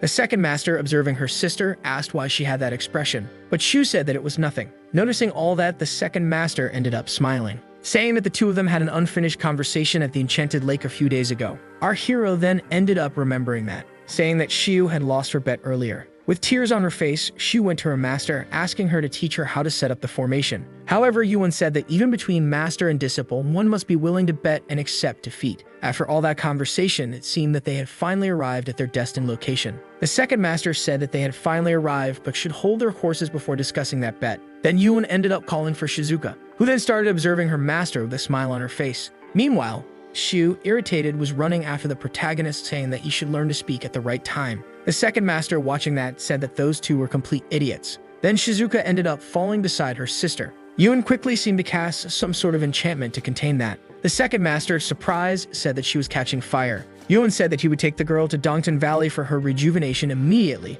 so the second master should stay there to look after the protagonist along with Xiu. The scene changed and the second master asked Xiu to stop playing around, because she shouldn't forget her purpose in going to that land. Xiu said that that guy had passed the test to become a disciple, asking what the internal evaluation even mattered for, because they should treat that journey as a form of rest. Soon after, Xiu asked where the third sister was along with Yuan, and the second master responded that that girl was having another one of her episodes. Xiu asked if she had already gone to the Eastern Valley. Hearing that, the second master remained silent. At that moment, the protagonist appeared, asking where the third master had gone along with Yuan. Soon after, the boy started observing the two masters, realizing that they were acting strangely. Then he said that without a doubt, those other two must be busy with real duties. The third master was Yuan's assistant, so she should constantly be by her side. Hearing that, the second master said that he was absolutely right, and Shu agreed. Then Shu said they should take a walk. Chai thought that there was definitely something wrong in that place, but they shouldn't worry because sooner or later he would find out. The second master, meanwhile, was watching, thinking that only the four of them knew about the secret of Shizuka up until that day,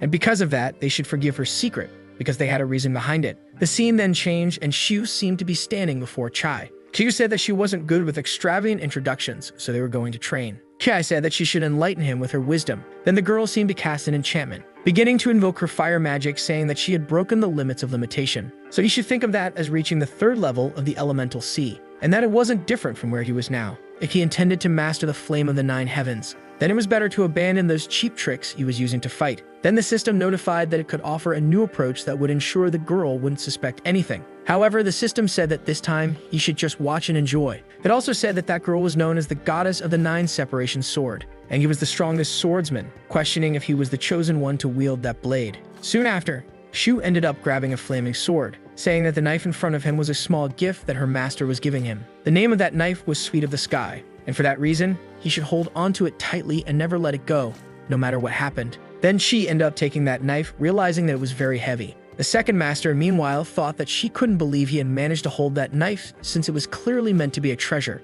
Shu, determined, asked if the boy was ready, and holding the knife, he responded that he was. Soon after, Shu began advancing against the protagonist, delivering an attack against him, which he barely managed to dodge, thinking that his master was really fighting seriously. Receiving another attack, the boy managed to defend himself with his knife. However, he ended up being thrown far away, and when he got back on his feet, Shu unleashed more attacks. But this time, she tried to counterattack. Even so, it had no effect, and the boy ended up suffering from that attack. Desperate, he started running, calling for help. However, Shu appeared again, saying that where there are blades, there are people, and for that reason, the blades were there. Then the girl delivered another attack at Chai, who then managed to defend himself with his knife. Ezio said that a swordsman's blade was not limited by their own boundaries, but by the limits of their heart. Soon after, Chi maneuvered his body, managing to counterattack. However, Ezio dodged, thinking that that guy must have stolen her techniques, and for that reason, she had no doubt about it. She, lying on the ground, thought that thanks to his Kianko body, he had managed to decipher the secret of that soul mirror manual. Ezio said that although she had given him that knife, the blade ultimately chose its master. However, his performance was not up to the level required to become its owner, and for that reason, he should prepare to take a beating. Amidst that battle, the protagonist thought that his master's strength was truly incredible. Axio said that her sword was reserved for those who could wield it with strength and skill, asking if he knew how to use it. Chai thought that even if his realm was confined, his sword remained divine. In the midst of that battle, Axio asked the protagonist to give it his all until the death. Then she delivered an attack toward the boy, and a gigantic explosion occurred. The boy barely managed to dodge, thinking that she had already merged with the sword, becoming one with her blade. And even without the power of a higher realm, she remained a formidable force to be reckoned with. Quickly, Axio appeared behind the boy, saying that he was way too slow, and managed to land a kick on him. Thus, the knife flew away, beginning to fall to the ground. Axio said that in a real fight, he would already be dead before he could even think. Meanwhile, the protagonist seemed to be very injured. Axio told him to stop pretending because she had used very little force. Chai, kneeling, begged his master to teach him the fire of the 9 heaven separation. Noticing what the boy was doing, Axio became embarrassed, saying that she was just about to give him something truly special, asking why he was suddenly so serious, and if that was really what he wanted to do. Soon after, the boy took his master's hand, pleading for her to teach him that, because those movements she had made were truly incredible. Axio then said that they should first learn the fundamentals of it all. Amidst that situation, the girl wondered why the protagonist was suddenly holding her hand, because that was very serious. Chi, approaching the sword, said that he was learning some tricks, and for that reason he had to show what he knew. Soon after, the boy picked up that sword. However, he became very confused because it simply wouldn't budge from its place. Axio said that the heavens had not yet chosen him for that sword. Chi asked what they should do now. Axio said that he needed to prove himself to it. Chai, confused, wondered what his master was talking about. Axio said that although he had lost that fight, his potential was undeniable. And after examining his secret manual a few more times, she was sure that she had made a discovery, stating that it had been centuries since the last time she had wandered through the land of Kang, so she was long overdue for a little trip.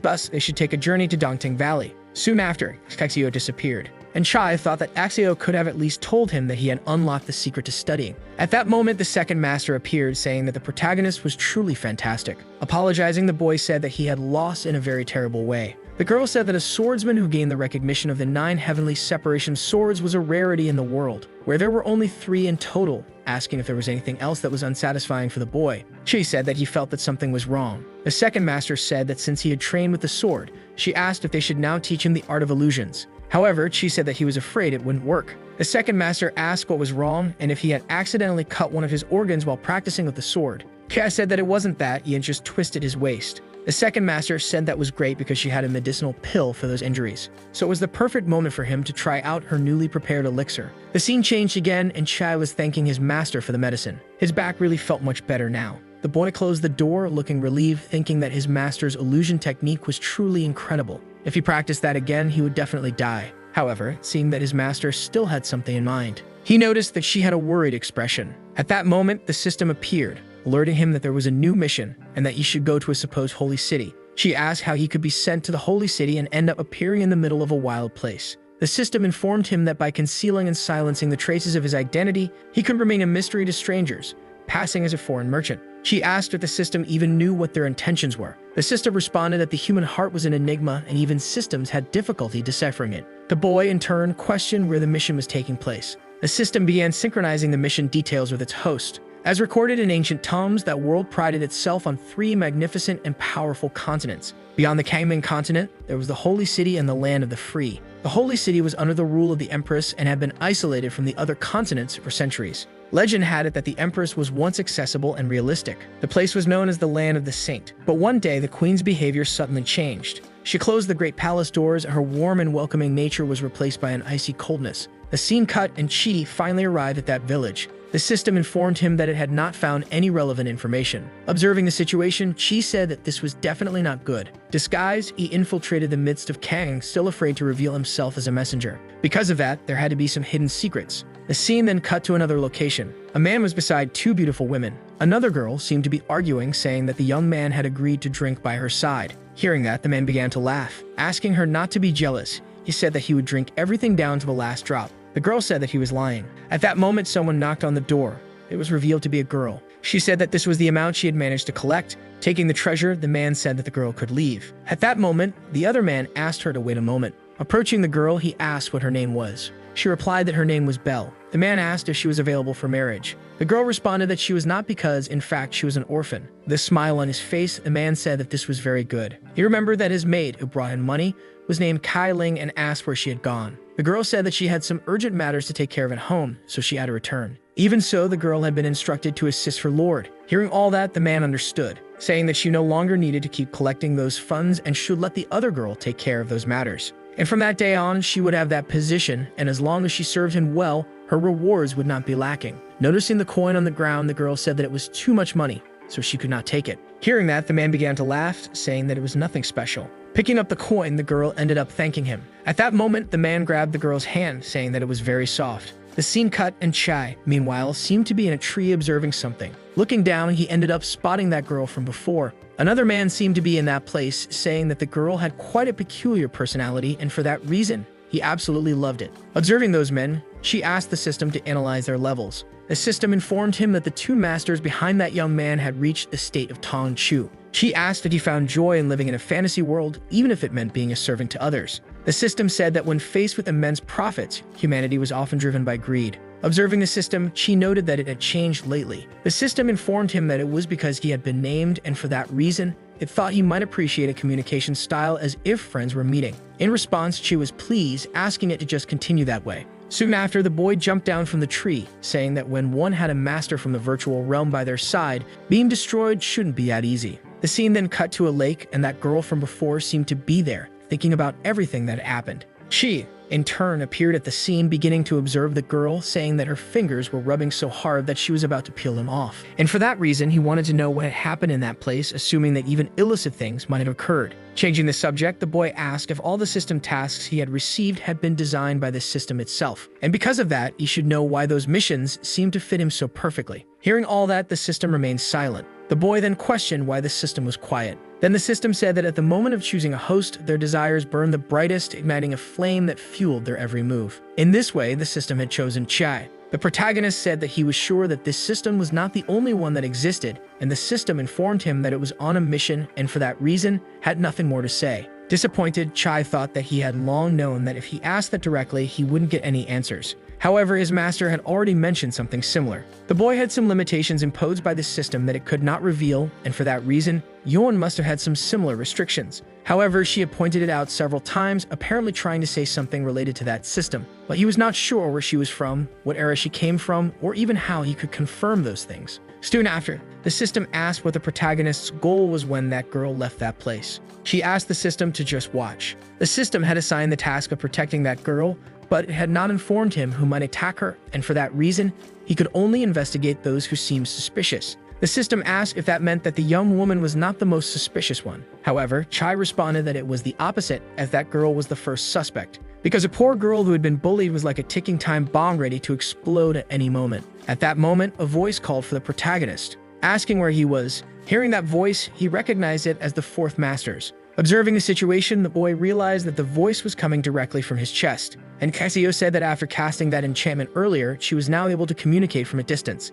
At that moment, a fireball appeared in that place, heading toward the protagonist. Thus, it was revealed to be his master, asking why he was not resting and practicing his skills in the village mountain, and for that reason, she wanted to know what he was doing there. Chai said that whenever he arrived in a new place, he always sought to explore and familiarize himself with the environment. Moreover, he wanted to know why she was in that place and if she needed his help with anything. Axio said that her older sister had entrusted her with the mission of protecting the wealthy merchant named Mu. She said that the four immortals were like rulers of a kingdom, asking why they needed to personally protect someone. Axio said that he only needed to follow the orders of the great master, asking why he was still questioning that. And for that reason, they should find that person immediately. She said that the girl mentioned that someone might attack Mu. However, Axio responded that no, he had only declared that the culprit would reveal themselves that night. Moreover, Chi seemed particularly curious about that. The protagonist asked if that trip was not meant to be an adventure, and for that reason, he should take it seriously. Axio said that her sister had the power of foresight, and because of that, countless crises had already been avoided before they even arrived. And it was no wonder that Yuan was the undisputed queen of Kangming's sacred realm. And for that reason, she was wondering when she would reach the level of extraordinary enlightenment and transcendence of her sister. Hearing all that, Chai wondered why she had not been involved in this mission. Moreover, he remembered bumping into that mysterious man named Mu, who seemed to reside in that same area, and that he had 2 bodyguards by his side, whose statuses should be self-sufficient enough that they didn't need protection. Axio said that Chai could certainly gather some useful information. The boy said that judging by his appearance, he really seemed like a trustworthy person, asking if they really needed to protect him. Axio said that her older sister had her own agenda. The scene then changed and a person seemed to be watching a lake, saying that it seemed like something heavy was in their hands. But they shouldn't worry because it was just a bit complicated and it would be discovered eventually. The scene changed again. Shu said that they shouldn't just sit around waiting for something to happen, and for that reason, they would seize the opportunity when it arose and strike like lightning. She, in turn, said that with the girl around, he was nothing but trash. Shu, irritated, said that it seemed like he was eager to share his concerns,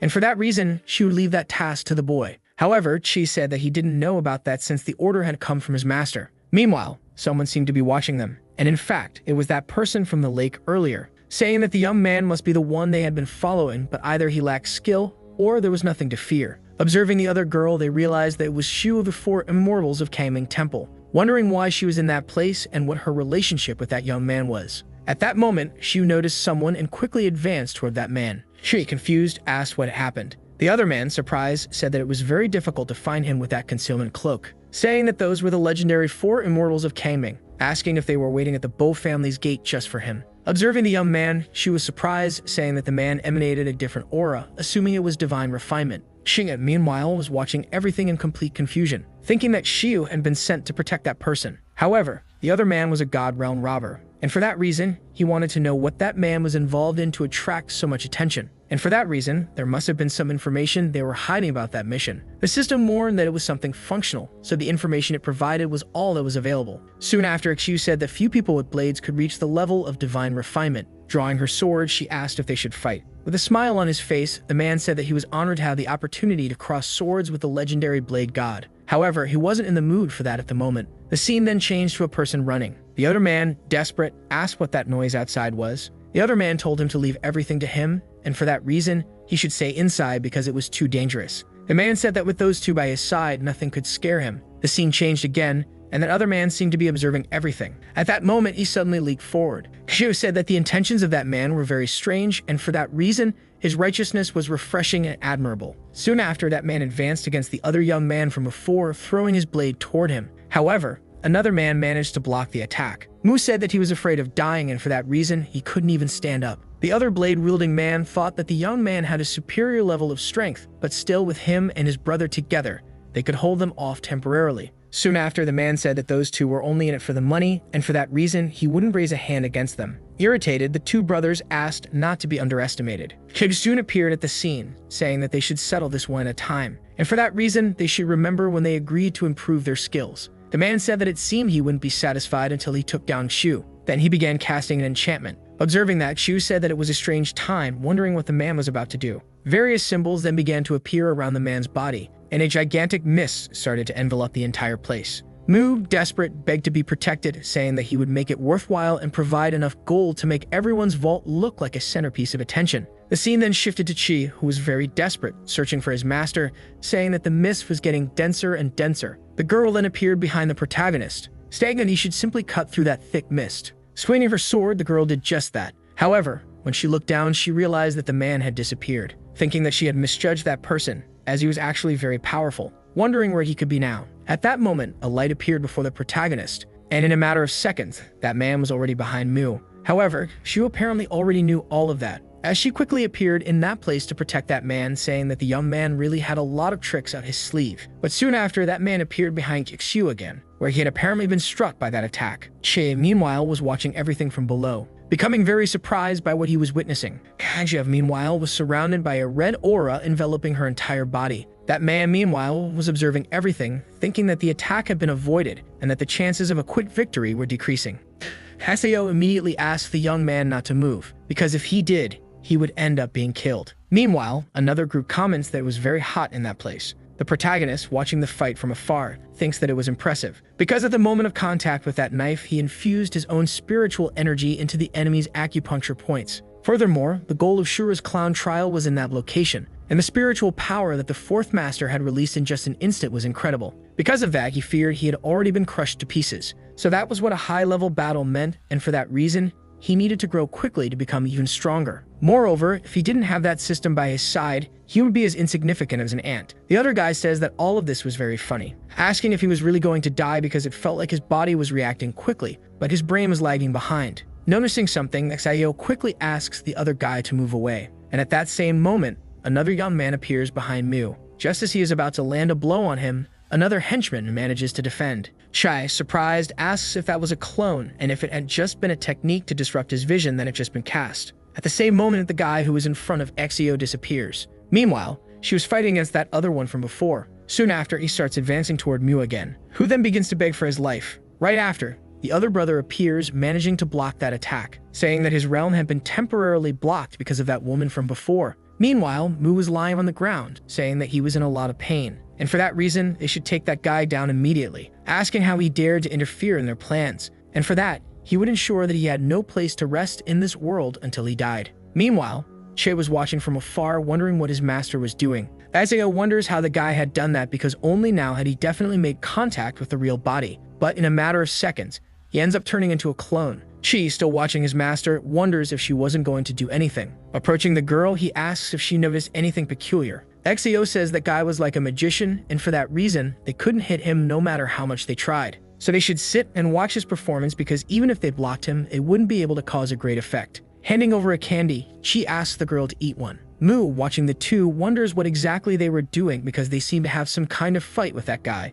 but even so, they were still sitting there. Soon after, the young man starts approaching the other two, saying that if they helped him, he would pay them with 8 in money. Hearing that, Axio remains silent, and then asks if that place wasn't supposed to be safe, but even so, he shouldn't worry because if anything happened, she would interfere. Chi, on the other hand, asks what was up with that attitude, and Axio questions if he didn't think that was a little too specific, because that guy seemed like a doppelganger but moved with some basic pauses. Observing the situation, our hero becomes pensive, saying that in fact there was an imperceptible time difference because if it were a clone, he wouldn't hesitate like that. Although those two individuals might have a lower status than his, when they joined forces in battle, they became unparalleled and unstoppable. And because of that, they could no longer underestimate them. Right after, that guy makes a seal, from which more clones emerge. Shade and Axio, meanwhile, watch all of that, stating that it was impressive how that guy was able to create so many clones, and then divide them in such a massive way. And if they were really clones, there were many of them. And if they were storing spiritual power, they would deplete their strength in less than half the time.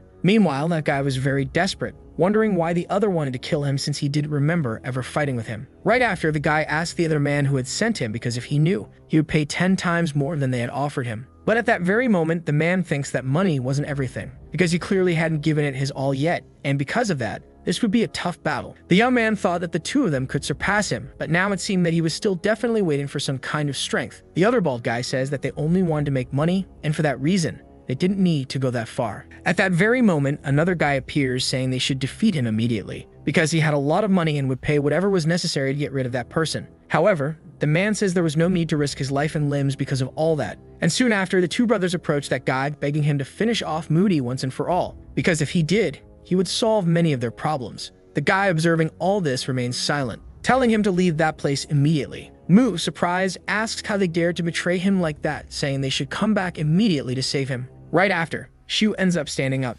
asking what that candy was called because she would need another one after she finished with that. Picking up the book, the protagonist says that it was a candy called a lollipop, and besides that, it was very good. Approaching the other guy, Shu says she could handle it. Besides, he was very stupid, and for that reason, he should leave that place because she couldn't stand looking at him anymore. Approaching the other guy, Chio says it was a shame that the young man wanted to kill that guy while she wanted to protect him, because if it were another situation, she would love to talk to him. Amidst that situation, Mu wonders why that girl wanted to protect him. Besides that, the Holy City had not received any updates until now, but that did not mean his mission was a failure. The guy says that even if she were the legendary god of the blade and sword, there was no guarantee she would come out of that battle unscathed. Hearing that, the guy assumes she was one of Kang Ming's 4 immortals, and for that reason, he could feel more at ease now since he had one of the most powerful people by his side. And because of that, he had a good plan from the beginning. Shio says she was quite intrigued by the abilities he was displaying because it was as if his reflection was shining on the surface of the water. The first line brought to mind a story her older sister used to tell her,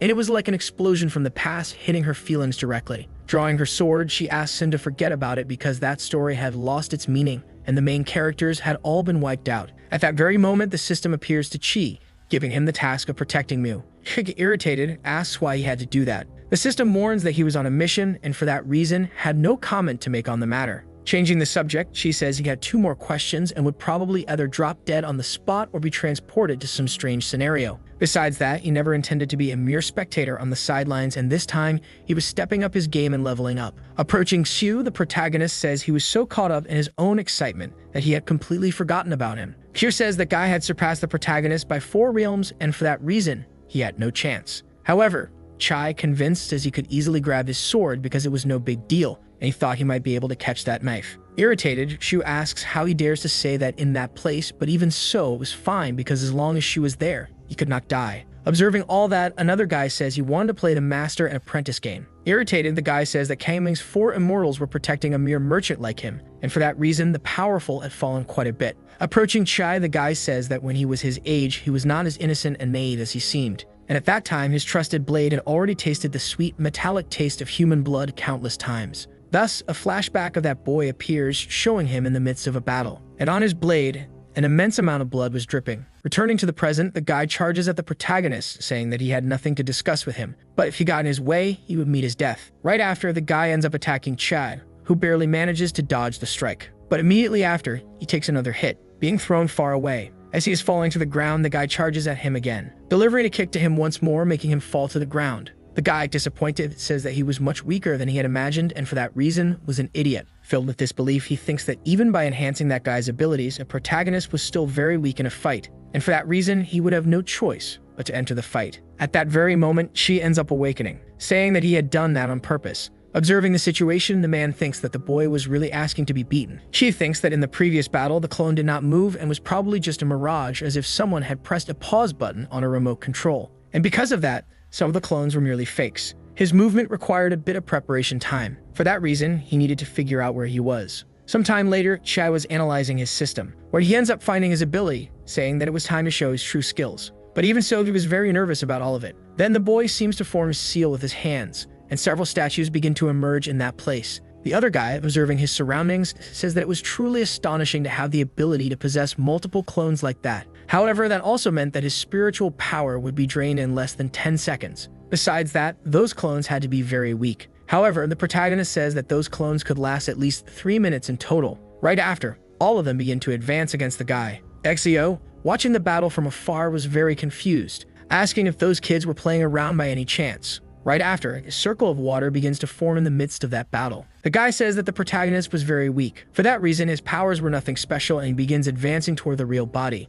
Desio from afar says the guy was too arrogant. The tip of her hand commands the young man to kneel, and at that very moment he ends up falling to his knees on the ground. An arrow passes beside his neck. The guy is then very surprised because a mere arrow had managed to wound his body. Then that little girl from before ends up appearing, saying that the arrow she had shot was coated with deadly poison, and for that reason, he was going to suffer. Besides that, Movement promised to take care of Xio Ling, so he couldn't let the guy be killed. Meanwhile, the other young man was in total disbelief because he was about to be killed, and then he ends up collapsing unconscious on the ground. The other girl, scared, asks if that guy was really dead, because she had definitely just taken a person's life. Then, she begins looking to the side, observing that guy lying on the ground. Meanwhile, Xio starts casting some kind of enchantment toward that guy, and she affirms that he was really dead. The other guy asks if it was okay, ordering them to get rid of the body quickly because they shouldn't dirty his backyard. Hearing what her master had said, the girl confirms it, heading toward that body. She, in turn, asks if he could help her. The girl says that it was an order from her boss, and for that reason, she could take care of it herself. Xio, disappointed, says that the guy died before they could even ask him anything. Amidst the situation, Chi thinks that he still remembered that girl washing her hands by the riverbank, and for that reason, she clearly despised that fat guy from before. The girl, noticing that Chai was staring, asks what it was, and the protagonist replies that it was nothing, asking Xio if the mission had really been completed. Then the system informs that if the task were completed, the system would automatically receive the reward. Chivek, disappointed, realizes that the mission was still incomplete. Even so, it was good to see because that guy's death was still suspicious, and without completing the mission, the danger of Mon remained unresolved, supposing that there might even be a conspiracy in that place. Right after, Xio says that they should report everything to her older sister and leave quickly. However, the protagonist asks her to wait, saying that they had done a huge favor for that guy, and for that reason, they couldn't leave empty-handed, asking if she had never heard about the pot of gold, which was a great fortune. However, Xio replies that that money was nothing special. Chai says that with that amount, they could renovate the Kangming Temple and even upgrade the training hall where they practiced their skills daily. Hearing that, the girl says it made sense. Approaching the other guy, the protagonist asks if he happened to have some kind of reward for them. In response, the guy just laughs, saying that they had only saved his little servant and for that reason had done nothing. Irritated, Exio grabs the guy by the collar of his shirt, asking what he had just said. The guy says that everything he had said was true, and for that reason, she should let him go. If none of them had any more business, they should disappear from that place immediately. Amidst that situation, the guy thinks that he would just pretend not to know who the god of swords was, one of the four immortals. He hadn't mentioned his identity, so it was better to act clueless and move on. He asked if he felt safe now. Confused, Mo asks what that meant. Chai says that after he kicked the bucket, he would pack up all of his treasures of gold and silver scattered throughout the mansion and take everything for himself. The scene then shifts to the girl beginning to examine the body. She asks how long he planned to sleep. Starting the enchantment, she says that he shouldn't be dead. At that very moment, the guy opens his eyes. The girl asks how the young man was feeling. He replies that it was just a small performance for him and that he never expected to encounter someone like that. Soon the girl hands him an antidote pill and says that he showed a lot of faith in his archery skills. But at least everything had worked out. Otherwise, they could have been killed that day. Right after, the guy begins to feel pain in his face. The girl asks if he still hadn't overcome his fear of pain. The guy asks if she really intended to kill him with a poison arrow because he felt all its power. The girl replies that she didn't want to do that, but when she had the opportunity, she couldn't let it pass. Even so, the arrow didn't kill him, which made her think that she wasn't strong enough for that. Starting to get up, the guy asks the girl to help him. Irritated, he says that he was hit by a poisoned arrow and that his progress had been interrupted by a blockage. The girl replies that she took the antidote before the battle started and that although they had lost time, they could still win the next one. The guy says that they need to plan this in the long term. Besides that young man named Chai had a very low cultivation level, but something terrifying about him revealed itself with every gesture and expression. The girl says that even Lady Mingyan, who despised Mon, wanted to know why he was bothering to help that person. The guy says that he didn't have time to investigate the reason and that his only goal was to eliminate that guy. Time passes, and as the girl walks, the protagonist calls out to her, apologizing if he scared her. The girl asks if the boy needed something. She asks if the body of that young man had been taken care of, and she replies that she had already burned it. She asks if it wasn't supposed to be just left on the iron, and the girl says she was afraid he might suddenly wake up, so she preferred to incinerate him. The protagonist says that she was erasing all the evidence, making it difficult to prove anything. The girl, confused, asks what he was saying. Chai replies that it was better to burn him to ashes because someone that formidable could rise again and cause trouble. Meanwhile, the guy from before was observing the conversation. Asking if everything was settled, the girl replies that it was. The guy then says that the girl deserved a great reward. Chui, deep in thought, states that burning the body was very suspicious. He says that the night is young and the dew is heavy, and that he should find a place to capture them. But in any case, sooner or later, he would resolve that. The scene shifts and Che is serving fish to Xiu. The girl asks what she could do for him. She asks why she wouldn't use her abilities to light the flames, and the girl replies that her flames were powerful enough to destroy everything in their path, so they wouldn't work just to light his firewood. He asks how she wanted him to use them. The girl says she wouldn't get into a war of words with him, but would give him a demonstration of how to light that flame correctly. At that very moment, Shu begins the enchantment and a gigantic circle of fire appears. The girl asks if he learned. Kai replies that he didn't learn anything, and that even his food was burned. Irritated, Shu says that he was a foolish person, incapable of understanding such a simple concept. She asks why he should learn that since he had his fourth master by his side. Embarrassed, the girl asks if he was so attached to her, stating that she could be his master but not his puppet. She asks what she wasn't, and the girl replies that she wasn't his wife. She, hearing all that, becomes very confused. Changing the subject, the boy says that he feels like that young man is still alive. She says that she personally inspected that body and that he was definitely dead. However, Che says that it could be some kind of trick. Azio says that playing dead, on the other hand, was a completely different story, asking if he had any proof. Our hero says that that guy had reached the realm of divine refinement but was hit by a poison arrow so easily. And for that to happen, the archer must have been above the forge of the gods. Dexio, in disbelief, says that it was impossible because that girl would never hide her cultivation level, asking if he had any idea how difficult that was to do. She asks if there was any possibility that his fourth master had already blocked that guy's realm from the start. Dexio then says that she wished she could erase that memory, asking if he was saying that the other girl needed to cultivate beyond the stage of divine refinement, and that's why that guy could have been hit by that arrow intentionally. Even so, she wanted to know how that girl dared to play tricks on her, and for that reason, she should teach her a lesson. However, she ends up not letting her go. Embarrassed, she asks why he was suddenly holding her hand, and why he was standing still when that girl was in the filthy house at that moment and could be planning something. If they arrived too late, that guy could die, asking how they would explain that to her older sister. However, Chai replies that that girl wouldn't appear silently at that time. Azeo asks why. Chai says that the other guy was probably still trying to fake his death. Right after, the boy starts eating that fish. Irritated, Axeo asks him to finish his sentence before starting to eat. Chai says that Mu had 2 qualified protectors, but if that guy wanted to defeat them, he would only need a little more time. Even so, he wanted to know why that guy had used that child to falsely defeat him, and there was definitely more to it than they could see, something about Mu that they were looking for. Axeo, understanding everything, thinks that the girl was probably trying to gain Mu's trust. Amidst that situation, she says that it was inevitable. The scene then shifts to that girl sitting in a chair. Mu then appears, saying that it was Phoenix Premium tea, handpicked especially for her. The girl, taking the tea, thanks him. The guy asks what he could do for her, and for that reason, tells her not to be shy, since she had saved that old man's village and the master was once again her benefactor. And no matter the conditions, he would definitely fulfill the girl's wishes. The girl replies that she didn't want anything except to continue serving by her master's side. Hearing that, the guy is surprised. The girl says that she refused to spend her whole life as a humble peasant, and that was her true heart, so if it were him, what would he do? Then, delicately, she apologizes. Hearing all that, the guy is surprised. Laughing, he says that he liked that very much, and from now on, she would stay by his side. Meanwhile,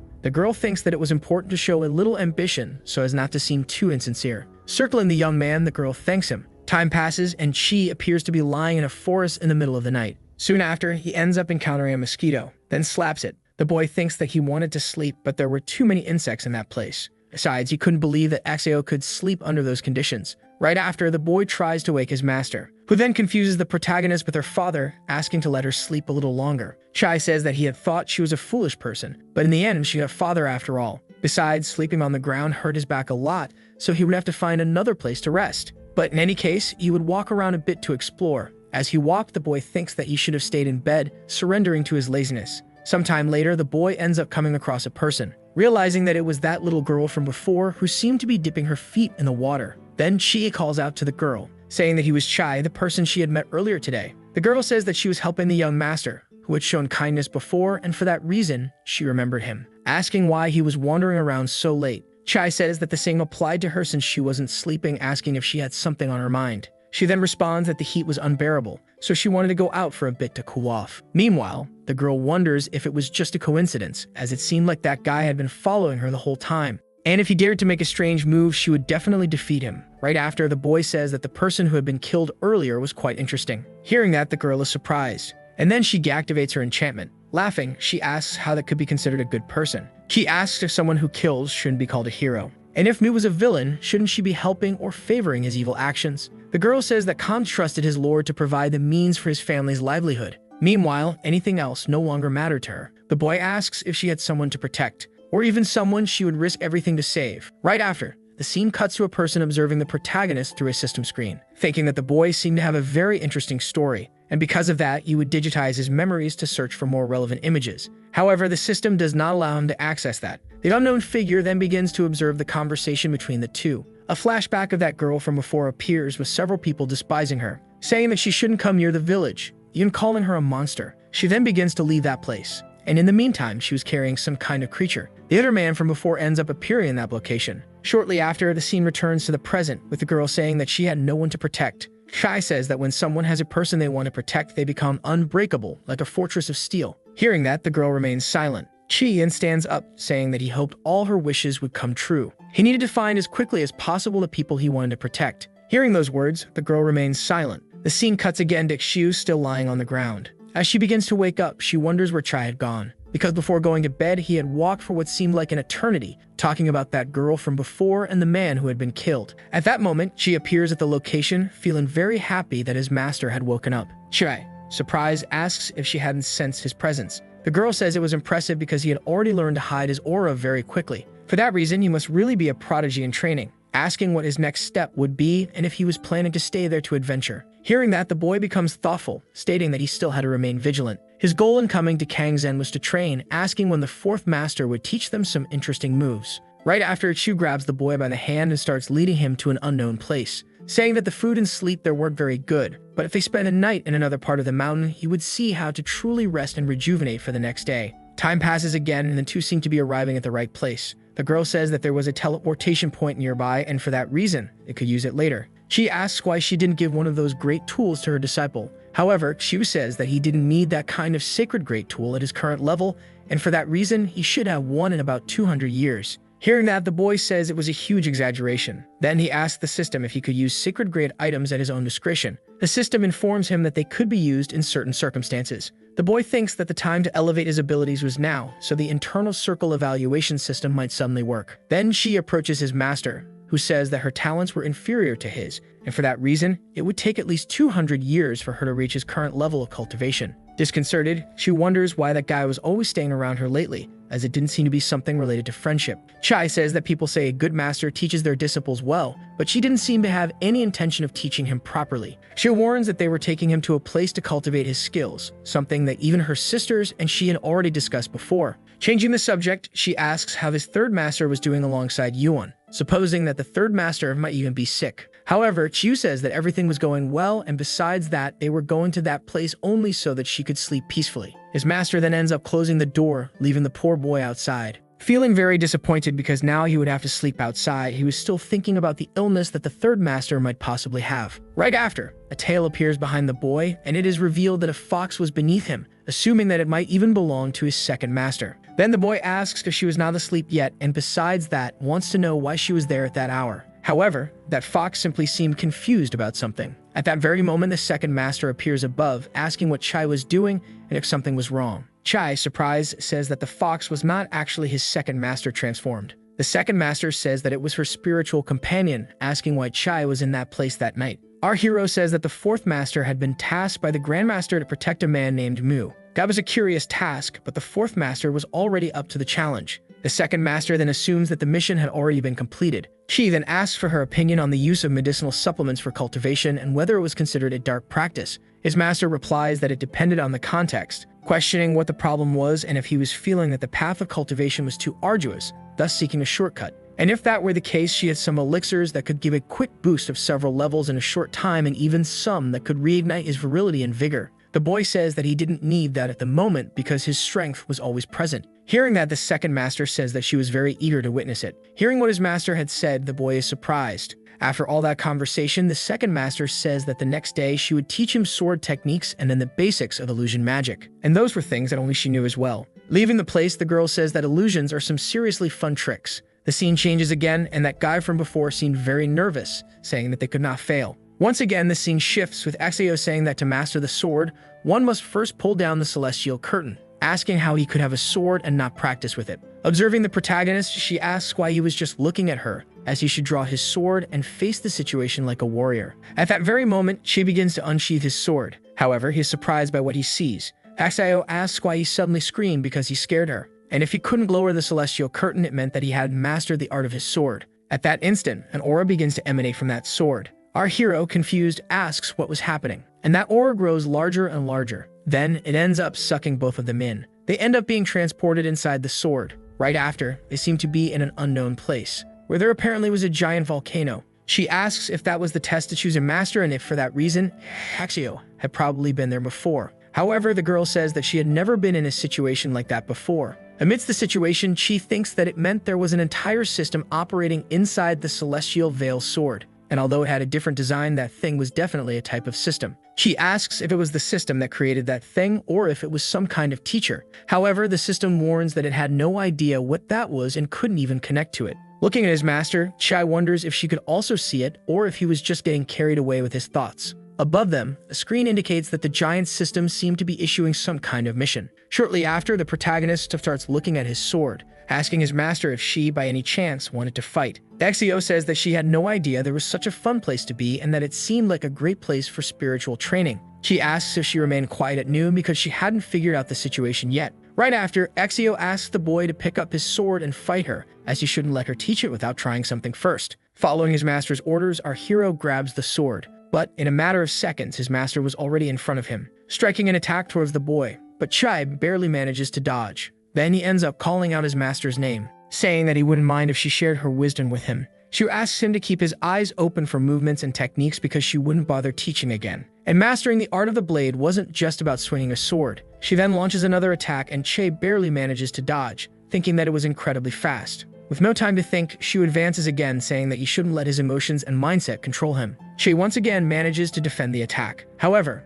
that force was incredible, and he thinks that even without channeling spiritual energy, that technique was very powerful. She leaps again, landing on the ground. saying that the boy wasn't bad at all and was probably improving little by little. Meanwhile, Chai thinks that thanks to the mystical power of the sacred body of Qiankun, he was able to understand everything the fourth master said and did with ease and without effort. Charging at the boy, Shu asks him to keep practicing and not waste even a single second. However, our hero seems to have his eyes closed, but shortly after he opens his eyes and successfully defends against Xiu's attack, saying that she had taught him with such dedication, so he couldn't dare lose focus. Their attacks collide, but Xiu quickly prepares another strike and launches it at the protagonist, who apparently had been hit. However, the boy manages to defend himself and quickly moves away, saying that he had meticulously recorded every word she had just spoken. Xiu states that this truly counts as learning as well. Then the girl calls out to the protagonist, saying that he should look to his left, asking what it reminded him of because she demanded an answer. In a matter of seconds, Xiu's blade seemed to be about to strike the boy, but a system assisting him ends up revealing the skill he could use to defend against that attack. Without wasting any time, our hero uses it. Xiu says that he had finally regained his awareness.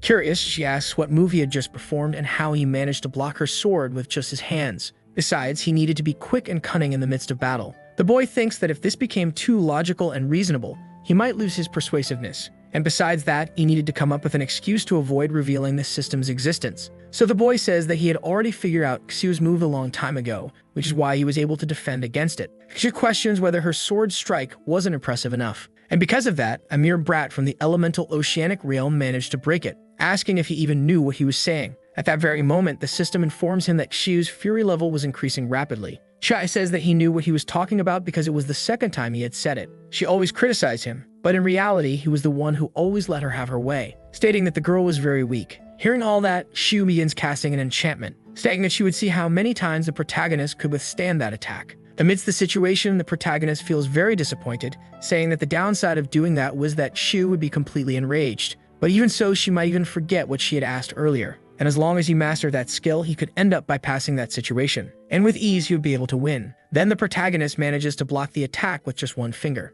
Determined, Xiu begins a sequence of sword strikes. But Chai easily defends against all of them, thinking that the fourth hour might feel long, but Xiu's mental defense was definitely crumbling. Shortly after, the girl appears to be very tired. Then she ends up dropping her sword, and with tears on her face, she says that it was bullying and that she wanted to go home because he was the worst student she had ever taught. And ironically, also the only one who had ever done that. She thinks that the girl always cried when things didn't go her way, and for that reason, they were like a pair of bitter rivals, always at each other's throats. At that very moment, that red system from before appears, saying that it was shameful. And even Chi's own system says the same thing. Both systems, in turn, appear and state that they had never seen someone so shameless and audacious in their entire existence. The scene shifts again, and another day had already arrived. Meanwhile, Chi was holding his sword, asking if he really had to be treated so despicably. The system informs that no matter the process, the heavens had finally acknowledged him, even if he was a shameless person. At that very moment, that other system appears, saying that it was unlikely that anyone would accept the challenge on his own. Hearing that, the boy becomes extremely disappointed.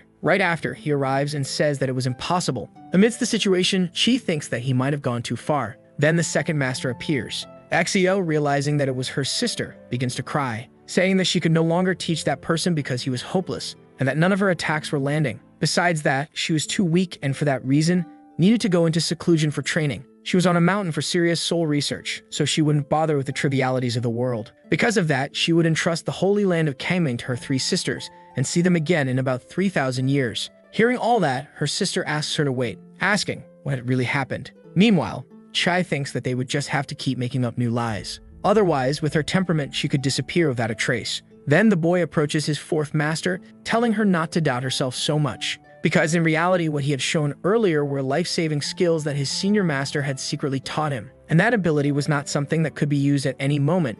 And after using it, it would take a long time before it could be activated again. Dasio asks if that was really true, and Chai responds that it was true. At that very moment, the girl seems very relieved. And convinced, she says that she already knew that because the last time they fought, he was still kneeling at her feet. And the life-saving skills of her older sister could easily withstand her attack, so it all made perfect sense. Changing the subject, Axio says that she was going to sleep for a bit, but when she woke up, she could let her older sister teach some hallucinatory illusions. Besides, the fundamentals she was teaching that day were crucial, so he should memorize them well. Hearing that, John replies that he would do so. However, Axio's intelligence wasn't very high, and he wasn't someone who could be easily fooled. Besides, when they were in the mysterious ocean temple, Kasuga was worried about the possibility of being caught. The second master says that now she understood. Approaching the protagonist, she says that she didn't like people who lied. and that if Exio caught him lying to her, he would definitely regret it later. However, men with secrets always pique her interest, and because of that, the time had come, and for that reason, she would embark on a cultivation journey. So she prepared a lot of potions for him to test everything in the name of progress, and later, she would teach the same enchantment that she had used on the young man before. Right after, the girl holds the protagonist's hand, telling him to stop daydreaming. She asks if he needed to learn the art of seduction, and if that would really be useful to him. The second master says that if one day his charm could enchant her, then he could consider himself a master of the craft, and because of that, he should continue refining all his skills. Time passes again, and the boy seems to be pondering what they had discussed last time, and he thought that he might lose 2 vials to the second master, so that should be achievable. However, if he tried to trade his pills through the system, there was a high chance of losing a huge amount of points. Then the boy asks if he could choose 2 vials of elixir for the second master. She then replies that it was up to him to decide. Those were just invigorating tonics, great for restoring vitality, so there wasn't much difference between them. Right after, the boy takes the vials, thinking that the feeling of getting something for free was truly great. The second master says that the practice of illusion required innate talent, and the more vivid the imagination, the better. Creating a dreamlike experience was as easy as incorporating visual and auditory elements. Her 9-tailed fox clan was born with a natural talent for mastering that type of magic. Compared to humans, they understood the art of illusion more easily and quickly. Shortly after, his master opened a box and said that it was a gift the Fox Emperor had given her when she left her family. That item was a strand of the Fox Emperor's hair. Originally, it represented her dowry, which was later inherited by her husband on their wedding day. For that reason, she would give it as a gift to the protagonist. That way, he could form a contract with the 9-tailed fox clan and learn the art of illusion. Hearing the entire explanation, she said that the item was too valuable, and for that reason, he could not accept it. The second master replied that her marriage plans had failed, so that item no longer had any value. She insisted that he accept the gift. She had commented that such a person must have both appearance and skills to enchant anyone. His master said that it was a long story, but since he had become her disciple, it was only a matter of time before he discovered everything, and that was just one of many things he would learn in the future. Meanwhile, Chai thought that from the look in the second master's eyes,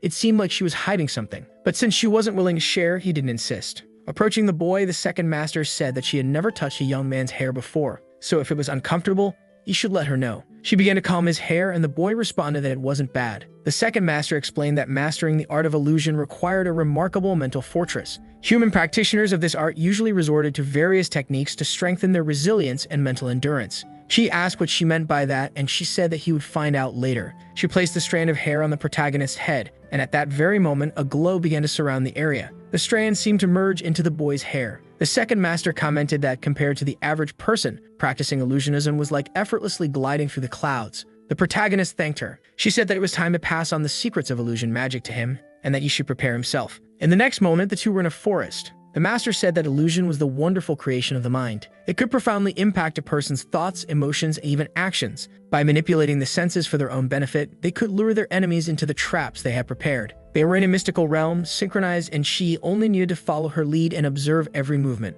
She asked the boy to close his eyes and imagine along with her, asking if he could hear the sound of the waves. Kag sat on the beach to meditate. Opening his eyes, he said that it really felt like the ocean. She explained that if he could summon images in his mind, he could create his own world of fantasy. He found the ability fascinating and then looked back, asking where his second master was. Looking forward, he saw someone and called out to them. The person looked at him, seemingly worried about something. He asked if they had seen someone who looked like them, but was a little older. At that moment, he realized that it was just a fragment of the illusion. He wanted to understand why his master had created a little girl like that. Someone called out to the boy's name. The second master appeared behind him, and he felt relieved to see that it was her. He asked where she had gone. She asked if he had understood the method of illusions. Chai wondered why she was changing the subject. The second master said that she had not entered the illusion before, but that didn't affect anything. Since they were spiritually connected, it was just a matter of learning. Chai said that he had understood. She approached him and said that she would teach him how to calm his emotions. She asked him to close his eyes and feel the flow of spiritual energy. Before he realized it, he was already inside an illusion. The scene cut to Chi walking. The second master appeared, lying on a table. She opened her eyes and said that it seemed like he had seen something. The scene returned to the protagonist, who appeared to be training. He started remembering what had happened before. Then a box appeared. Chai thought that this method of learning was similar to his school's. Now he knew what he needed to do. He left the training room but realized that he had forgotten something. Although he had started training, only half a month remained. If that man from before caused trouble during this time, the period would be even shorter. His masters should have been aware of that, but still, they had chosen to take Kang Ming to train. While Chai was reflecting, Yuan appeared and called for him. Chi, realizing that his master had returned, asked how the third master was. Yuan replied that she was resting in the Valley of Medicine and would return later to take care of her. Chai said that that day the second master and the fourth had started training with him, but the initiation had taken almost the entire day. There were only half a month left until the internal sect evaluation. Even if he was a genius, that short amount of time wouldn't be enough to become stronger. Right after, Yuan begins to invoke an enchantment. She hands a relic to the boy, saying that it was a gift. The item was called the Glass of Time. It was a divine artifact that, when activated, created a unique space-time for him. Observing the relic, the young man says that it was very rare. He asks if, with his current level, he would be able to use it.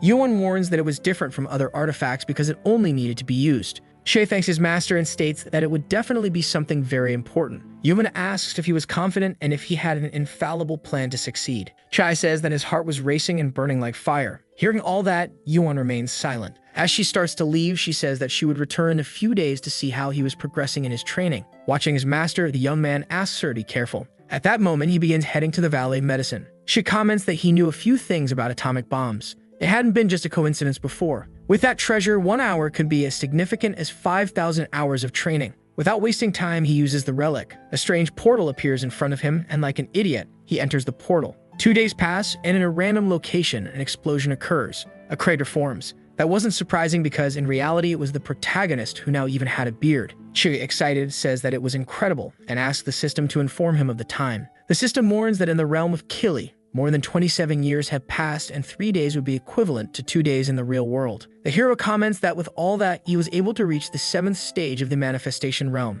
He remembers that his master said she would see him 2 days later, so it was already time to leave that place. Although only 2 days had passed, in reality, he had lived for more than 27 years. Picking up the artifact, the protagonist says that he understood what the system meant. 27 years could be a lot for an ordinary person, but for someone who had gone through the life of cultivation, it was just a blink of an eye. That's why it was called immersive cultivation. Right after, he exits the portal. Some creatures were watching him. They seemed very relieved because if he had stayed any longer, their entire species would have been extinct. At that moment, a portal appears in front of Yuan. Beside her were the other masters. The protagonist emerges from the portal. The 3 masters welcome the young man. With his tattered shirt, he appears, saying that it had been a long time since he had seen his masters. The second master says that he had changed quite a bit. Only 2 days had passed, but still it was difficult to see him like that. Then Shu begins analyzing the protagonist's body. He asks if something was wrong. She responds that he had reached the manifestation realm, and that was incredible. For an ordinary disciple, it would take 40 to 50 years to reach that level. Because of that, Yuan was a true genius. Changing the subject, the second master asks where he had eaten or lived in that place. He responds that he had thoroughly inspected the area, but everything was empty. Besides, the wind was very cold. A single beast could serve as food for a long time, so he didn't have much difficulty. In fact, he felt a bit guilty for eating the demonic beasts, but thanks to them, his cultivation speed improved greatly. At that moment, a set of clothes appears over him. Yuan says that his clothes were in tatters. Since he had reached the manifestation realm, the next phase of training would be easier. When the third master returned, he would organize the next stages of training. At that moment, Axio seems to notice something. She comments that the teleportation talisman left behind was reacting, so she needed to check it. As she starts leaving, she says she would check it first. She takes the protagonist along. Yuan asks her to rest a little, but the girl responds that there was no time for that. Meanwhile, the second master asks Yuan what she thought about the protagonist reaching the manifestation realm in less than 20 years. Yuan didn't seem happy about it. The scene cuts to another location. A house was on fire. A man was cornering Mu, saying that this was the last time she would chase him. Mu asks if, even if she handed it over, she would still be killed. She questions who hired him, as she would pay 10 times more to be spared. The man says that not everything could be bought with money. For that reason, he was already dead. At that moment, a bolt of fire appeared in that place. A silhouette of 2 people emerged from the flames. Observing the situation, the man said that it wouldn't be so simple. At that very moment, the protagonist and Seo appeared in the battle. Looking to the side, Yuan noticed Mu lying on the ground. At that moment, Yuan remembered a task from the system. After 27 years, he had almost forgotten. Right after, the boy kicked Mu, telling Xao that he hoped he hadn't killed the guy. Approaching the group, the man said that they had finally reunited. Observing the protagonist, the man asked Xao if that was the boy from last time. He asked if Xao had replaced him with someone else because before he was very weak. Yuan said that only 2 days had passed. Even so, the man had already forgotten about him. The man began analyzing Yuan thoroughly, noticing that his physique seemed much stronger. Xao prepared for battle. She said that if that man had killed Mu before, there would be no need to me again. The man said that it seemed like Xao completely despised that guy. Even so, she was by his side. Xao said that she was just completing the task her master had assigned her. Changing the subject, Yuan asked where Xao Lindang was, but the man said he didn't know who that was. Yun said that she didn't understand why he was hiding his connection with that person. But even so, she didn't care. The man said that everyone knew that the 4 immortals of Kaming were benevolent rulers. As his last wish, he asked them to let him kill Mu. But Exio said that they couldn't do that. For that reason, they should begin the battle immediately. The man said that the immortal Exio was quite ignorant. Right after, the protagonist began approaching Mu. At that moment, that girl from before appeared again. She said that she was one step away from getting what she wanted. She asked if they could let them go. Yuman said that they were always saying the same thing, always wanting to kill that guy. Even so, they should leave the rest of them. But the girl said that there was something much more important that they couldn't understand. At that moment, a system mission appeared. The mission informed that Mu was severely injured. Because of that, Yuan had to heal him. Drawing her sword, Yuan said that if the girl didn't answer her questions, she would extract the answers by any means necessary. For that reason, they would be forced to fight. The girl said that she knew he had become stronger. Even so, she was much better. However, she said that the boy was a good person. For that reason, she didn't want to hurt him. Yuan said that both of them were in the manifestation stage. For that reason, he shouldn't hold back. The girl, surprised, said that 2 days ago, he was in the Foundation establishment realm. She asked how that was possible, assuming that he was probably hiding his strength to extract information. Even so, she didn't care about that. Either way, she would still win that battle. Then the two began exchanging blows. In a matter of seconds, the girl began casting an enchantment. A circle of water started to surround her body. Several water mirrors appeared. Numerous clones of the girl advanced toward the boy. Meanwhile, the other man was observing the situation. Asio asked if he had cultivated all of that time for nothing. Meanwhile, our hero had his eyes closed. He thought that all of this was just an illusion. Remembering all the lessons from his second master, he believed that he could find the real clone that way. Right after, the boy placed his sword on the ground. He wondered if, by chance, all of them were real. Then she disappeared from the girl's sight. In a matter of seconds, he appeared above that place. He cast a fire magic enchantment. He said that sometimes there was no need to understand anything. You just had to hit them all at once. Meanwhile, the girl tried to dodge the attack. Right after, she appeared with a flaming sword looking like something out of an anime like Demon Slayer. He said that from the beginning she had been at a disadvantage. He mentioned that it was the sword technique his fourth master had taught him. Right after, he launched the attack, but the girl managed to defend herself. Even so, it wasn't enough and she ended up being knocked to the ground. Meanwhile, the man observed the situation, thinking that he should target weak points.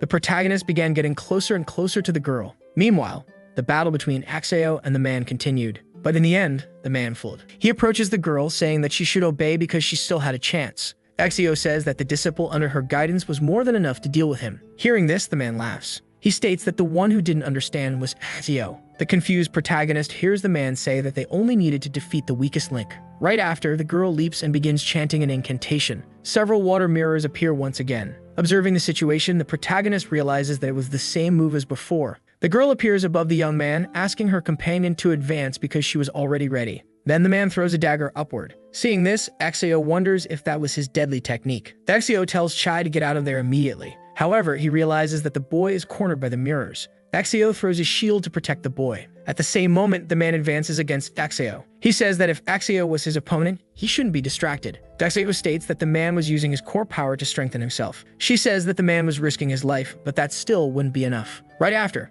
Axeo delivers a blow, but the man disappears. He reappears in front of her once again. He says that he could deceive the protagonist and Linding with severe injuries, but he couldn't do that with her. He mentions that although he didn't know what happened to her, it was obvious that she was no longer in the realm of the refining god. Axeo observes the situation in silence. The man suggests making a deal, saying that he only wanted to defeat Mu. Without a word, Axeo advances to help the protagonist. However, the man appears, delivering a blow to the girl. She manages to dodge and counterattacks immediately. The man calls Linding, saying it was time to act. At that moment, one of the water mirrors appears. From within it, the girl emerges once again. She seemingly manages to dodge the attack. Axeo says that the man was using another person's body to block the sword. She states that this was despicable. The man apologizes, saying that killing without intent could not bring victory. He states that at some point, he would defeat Mu. At that moment, the man summons additional clones. They manage to strike the girl completely. They even managed to freeze her. The man says that she possessed the power of the Radiant Ice Soul. He states that this explained the decline in her realm. Meanwhile, Chai remembers a conversation with his master. She had given him a talisman that could guarantee his absolute safety.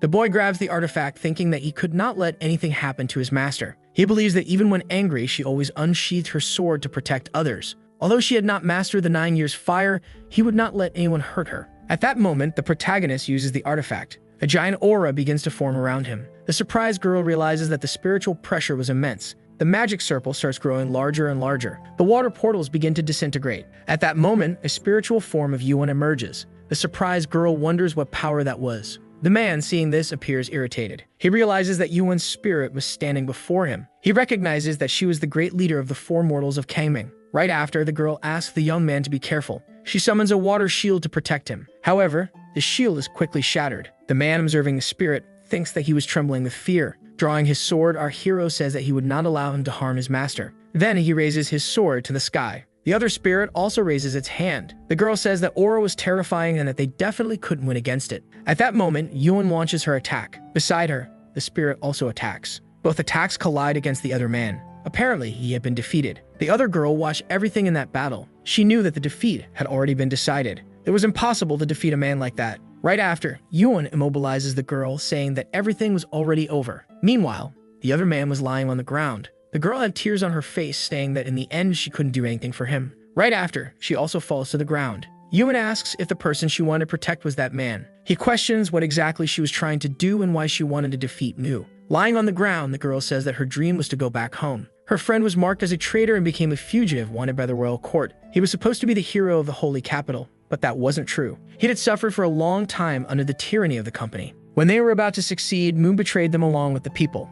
As a consequence, the holy capital closed all teleportation matrices. They cut off all communication with the outside world. That man was one of the few who possessed a teleportation talisman. This talisman allowed him to enter and leave the holy capital. That was why they wanted the talisman so badly, to be able to return home. They were very close to achieving it. As soon as they gained his trust, they would find out where the talisman was hidden. Hearing all of that, the young man was surprised. He said that even if he trusted the girl, he would definitely never reveal something so important. Then he started asking the system what the deadline was to protect Mu. He wanted to know if the mission would fail if Mu died in any way. The system warned that the mission would only be completed when the young man was healed. She asked if that meant he should take care of that man and then he could kill him. The system replied that the death could not be directly at the hands of the protagonist. Time passed and Chi was with his second master. She informed Yuan that they had already returned. The second master threw Mu to the ground. Yuan asked the young man to provide all the information. Observing the situation, Chai thought that this was worse than death. Yuan said that those two problems had been resolved by the second master. Later, Chai would have to meet with her and his third master. Chai said he would do so but mentioned that the fourth master was injured and frozen in a block of ice. He asked what was going to happen. Yuan explained that the fourth master had a fire spirit. She was frequently punished by the third master by being frozen in a block of ice. Even so, there was no need for concern as she would be healed at some point. The scene changed again to Chai at another location. He found himself in front of his third master. Shortly after, the girl opened her eyes. She realized that Chai was there. The boy said that he thought his master was sleeping. She replied that she was tired and ended up falling asleep while waiting for him. Changing the subject, she asked the young man to come closer. She mentioned that the elder sister was meditating inside the house. Therefore, he needed to wait a little. She suggested that he sit down to rest. Sitting beside the protagonist, the third master said she had heard that he had reached the nascent soul stage. She commented that in a short time, he had changed a lot. He asked if his master was recovering well. He said he was worried about her condition. The woman replied that there was no hope for her anymore. Chai said he didn't know what had happened to her, but as long as he was there, she would be fine. Hearing that, the third master was surprised. Right after, she kissed our protagonist, leaving him very embarrassed by what had happened. He wondered what he was feeling about the provocations of his third master. Changing the subject, the third master said that Yuan was ready and had organized his next schedule.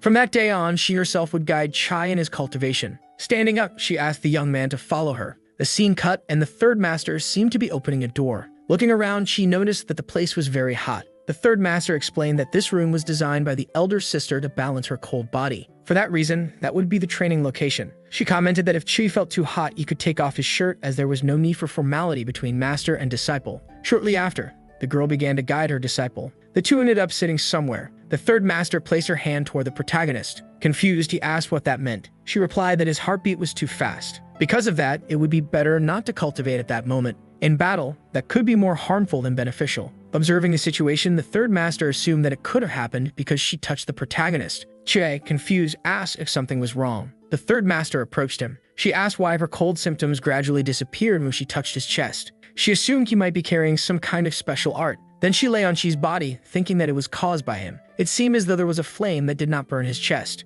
Meanwhile, Chi was confused, wondering what was happening. It was extremely sudden because his master was beside him. The girl asked what he had done in the past few days. Stammering, Chai replied that it was nothing special. He was just learning some techniques with his fourth master. The girl said that before she didn't feel special to him. That's why she wanted to know why she felt better just by being near him. Hearing that, Chai remained silent. Then he asks if she said that her body was as cold as ice, and if she needed warmth to balance it. He questions whether this was related to the training of the nine-tailed blade technique of the fourth master, because that skill belonged to the fire element and his Tianmu was a fire weapon. Standing up, the girl says she wasn't sure, but being with him was very comfortable. She states that this was something she definitely shouldn't say. However, his body was truly very good for training. Hearing that, Chai remains silent. He thinks that she really saw him as a training mannequin. The third master says that it wouldn't take long before this could no longer be hidden. When his vital energy was completely exhausted, he would find out. He was her direct and only disciple. That's why he would have the responsibility of protecting the Kaming temple in the future. Besides, she herself didn't have much time left.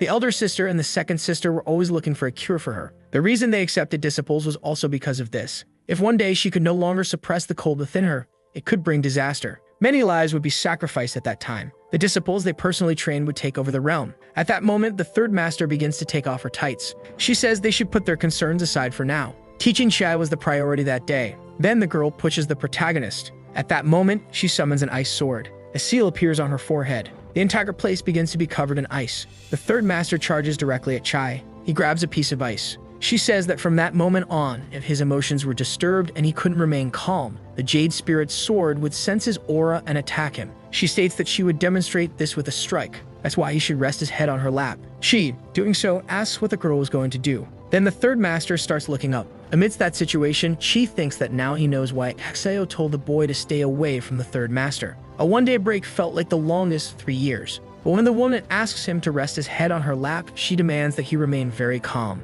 However, that wait was immense. Thus, time passes and the day dawns. The third master, meanwhile, seemed to be sleeping. At that moment, she wakes up, wondering if an entire night had already passed. Looking to the side, she notices that Che was alive and feels relieved. While watching the boy, she realizes that a giant light was surrounding him. The boy seemed to be meditating as well. She says that he had definitely reached enlightenment. The third master says that it was good that he understood that. After he completely mastered the 9 flames of the sky, she would teach him the ice god technique. Otherwise, trying to cultivate fire and ice techniques simultaneously without proper breath control could lead to deviation. In battle, the greatest enemy was anxiety, and the more dangerous the situation, the stronger the opponent. The faster he could calm down, the more powerful he would be. And from night until morning, he should learn to stabilize his emotions in the right way. Hearing all that explanation, Chi, determined, ends up accepting the challenge. Approaching the protagonist, the third master says that feeling his warmth during the night helped her regulate her breathing. That's why it was extremely comfortable. She says that he should keep her company more often. Also, he shouldn't use the Jade Spirit sword against her again.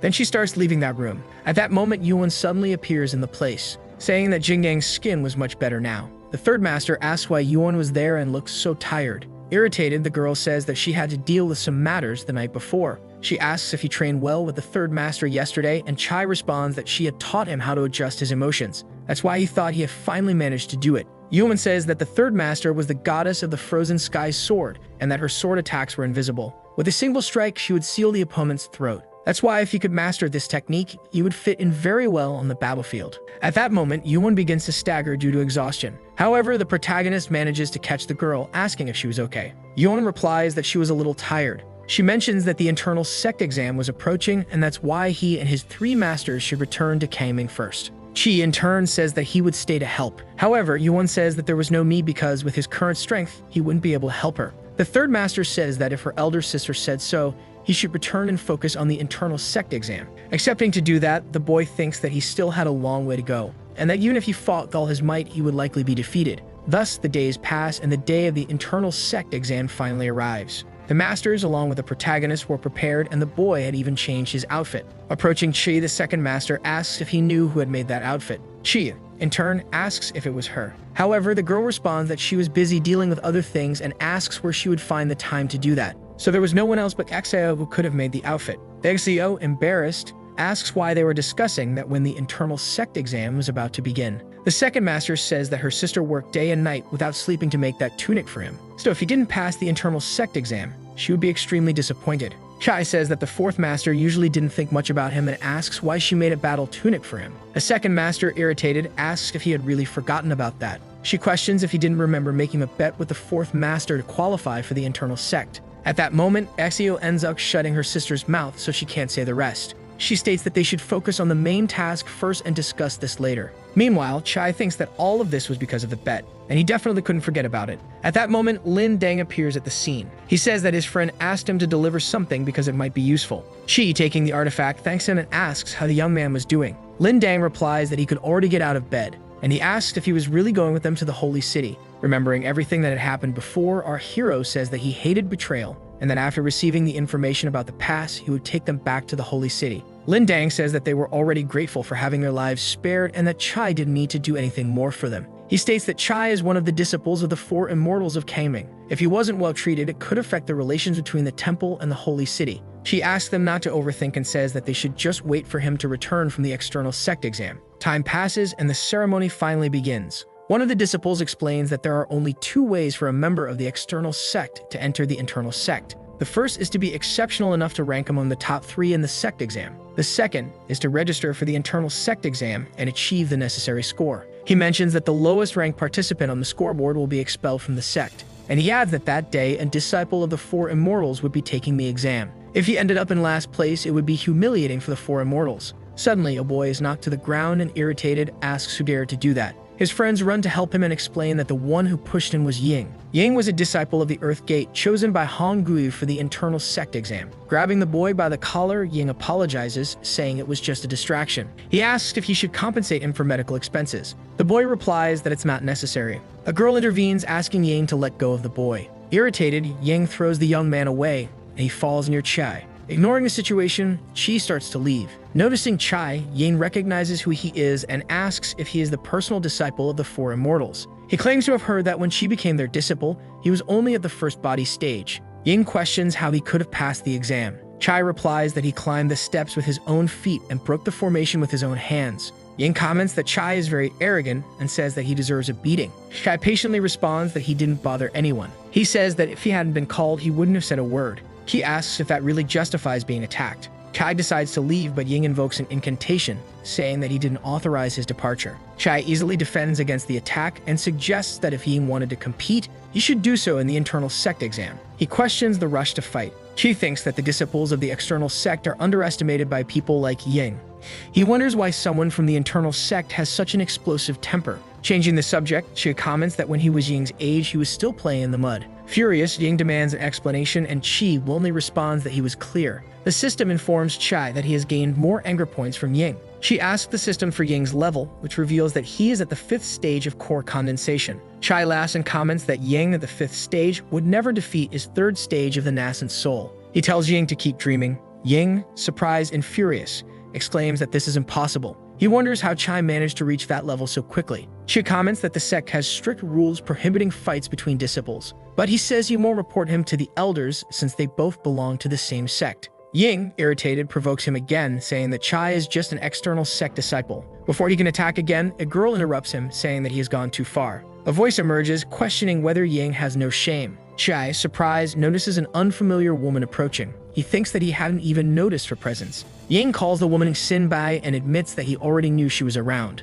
Sinbai criticizes Ying for getting angry over something so trivial. She asks if he really expects to pass the internal sect exam. Ying tries to justify his actions, saying that Chai is arrogant and deserved to be taught a lesson. Sinbai reprimands Ying, stating that it doesn't make a difference. Another disciple tries to calm Sinbai, saying that Ying had no bad intentions. Sinbai firmly demands that Ying apologize to Chai. Reluctantly, Ying obeys and apologizes. Chi, in turn, wonders why Ying fears Sinbai so much. Another girl approaches Chai, apologizing for her companion's behavior. She comments that Ying has a difficult temper, but is a good person. As she leaves, the girl says she hopes to see Chai in the internal sect exam. Chai responds that he will do his best. Another disciple comments that the internal sect exam is like a battle to the death. He questions whether it shouldn't just be a competition for first place. The other guy says that it was just mutual slaughter and that no one ever left there unscathed. Then Chi begins to approach that group, who, upon noticing his presence, start to move away. She asks if they knew any information about the internal sects. The other guy says they were just small pawns of the sect and weren't even qualified for it.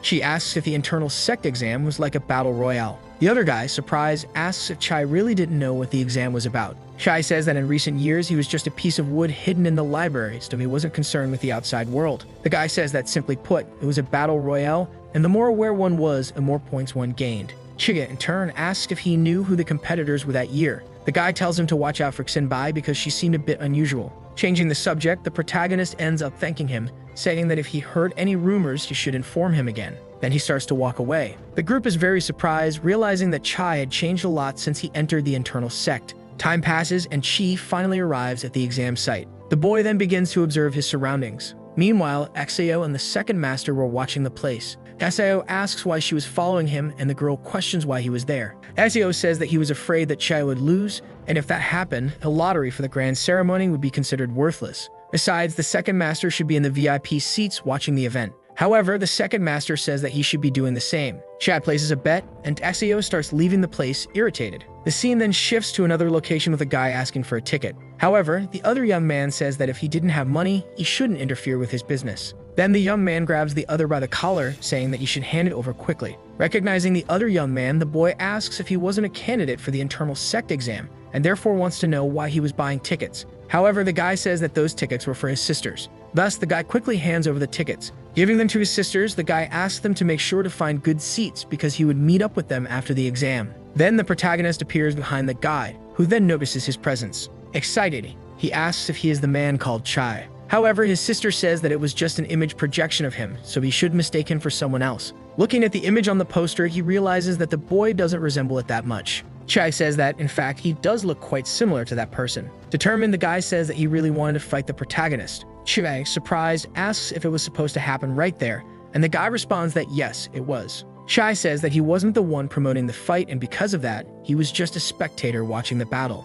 Another girl approaches the protagonist and says that he really is Chai. Then the other sisters begin grabbing Chai, asking him to fight their brother. The guy says that once they enter the exam, he might not get the chance to fight Chai, so he just wanted to do it before the internal sect explanation. It was just a friendly training match, so they should stop before things got too serious. Having no other choice, the protagonist ends up accepting the battle. Thus, the two are already facing each other. Meanwhile, several people start gathering to watch the battle. She thinks that the guy's name was Jing, and that, since he was at the third stage of the nascent soul realm, judging by his age, he seemed to have much more battle experience. His current advantages were the system he possessed along with his sacred body, so this should be an interesting battle. Then the guy's sister gives the signal to start the fight. Both quickly charge at each other. Chai throws a punch, but the young man manages to dodge. He successfully counterattacks. However, the guy almost hits his lower parts. Chai, surprised, thinks that the guy was so fast that he couldn't react and that his fighting style was very different. Soon after, the guy thanks him for letting him win. Chai says that a strong or weak opponent inspires one to become stronger, and surprised, he thinks that he had learned his movements without even using his sacred and invincible body.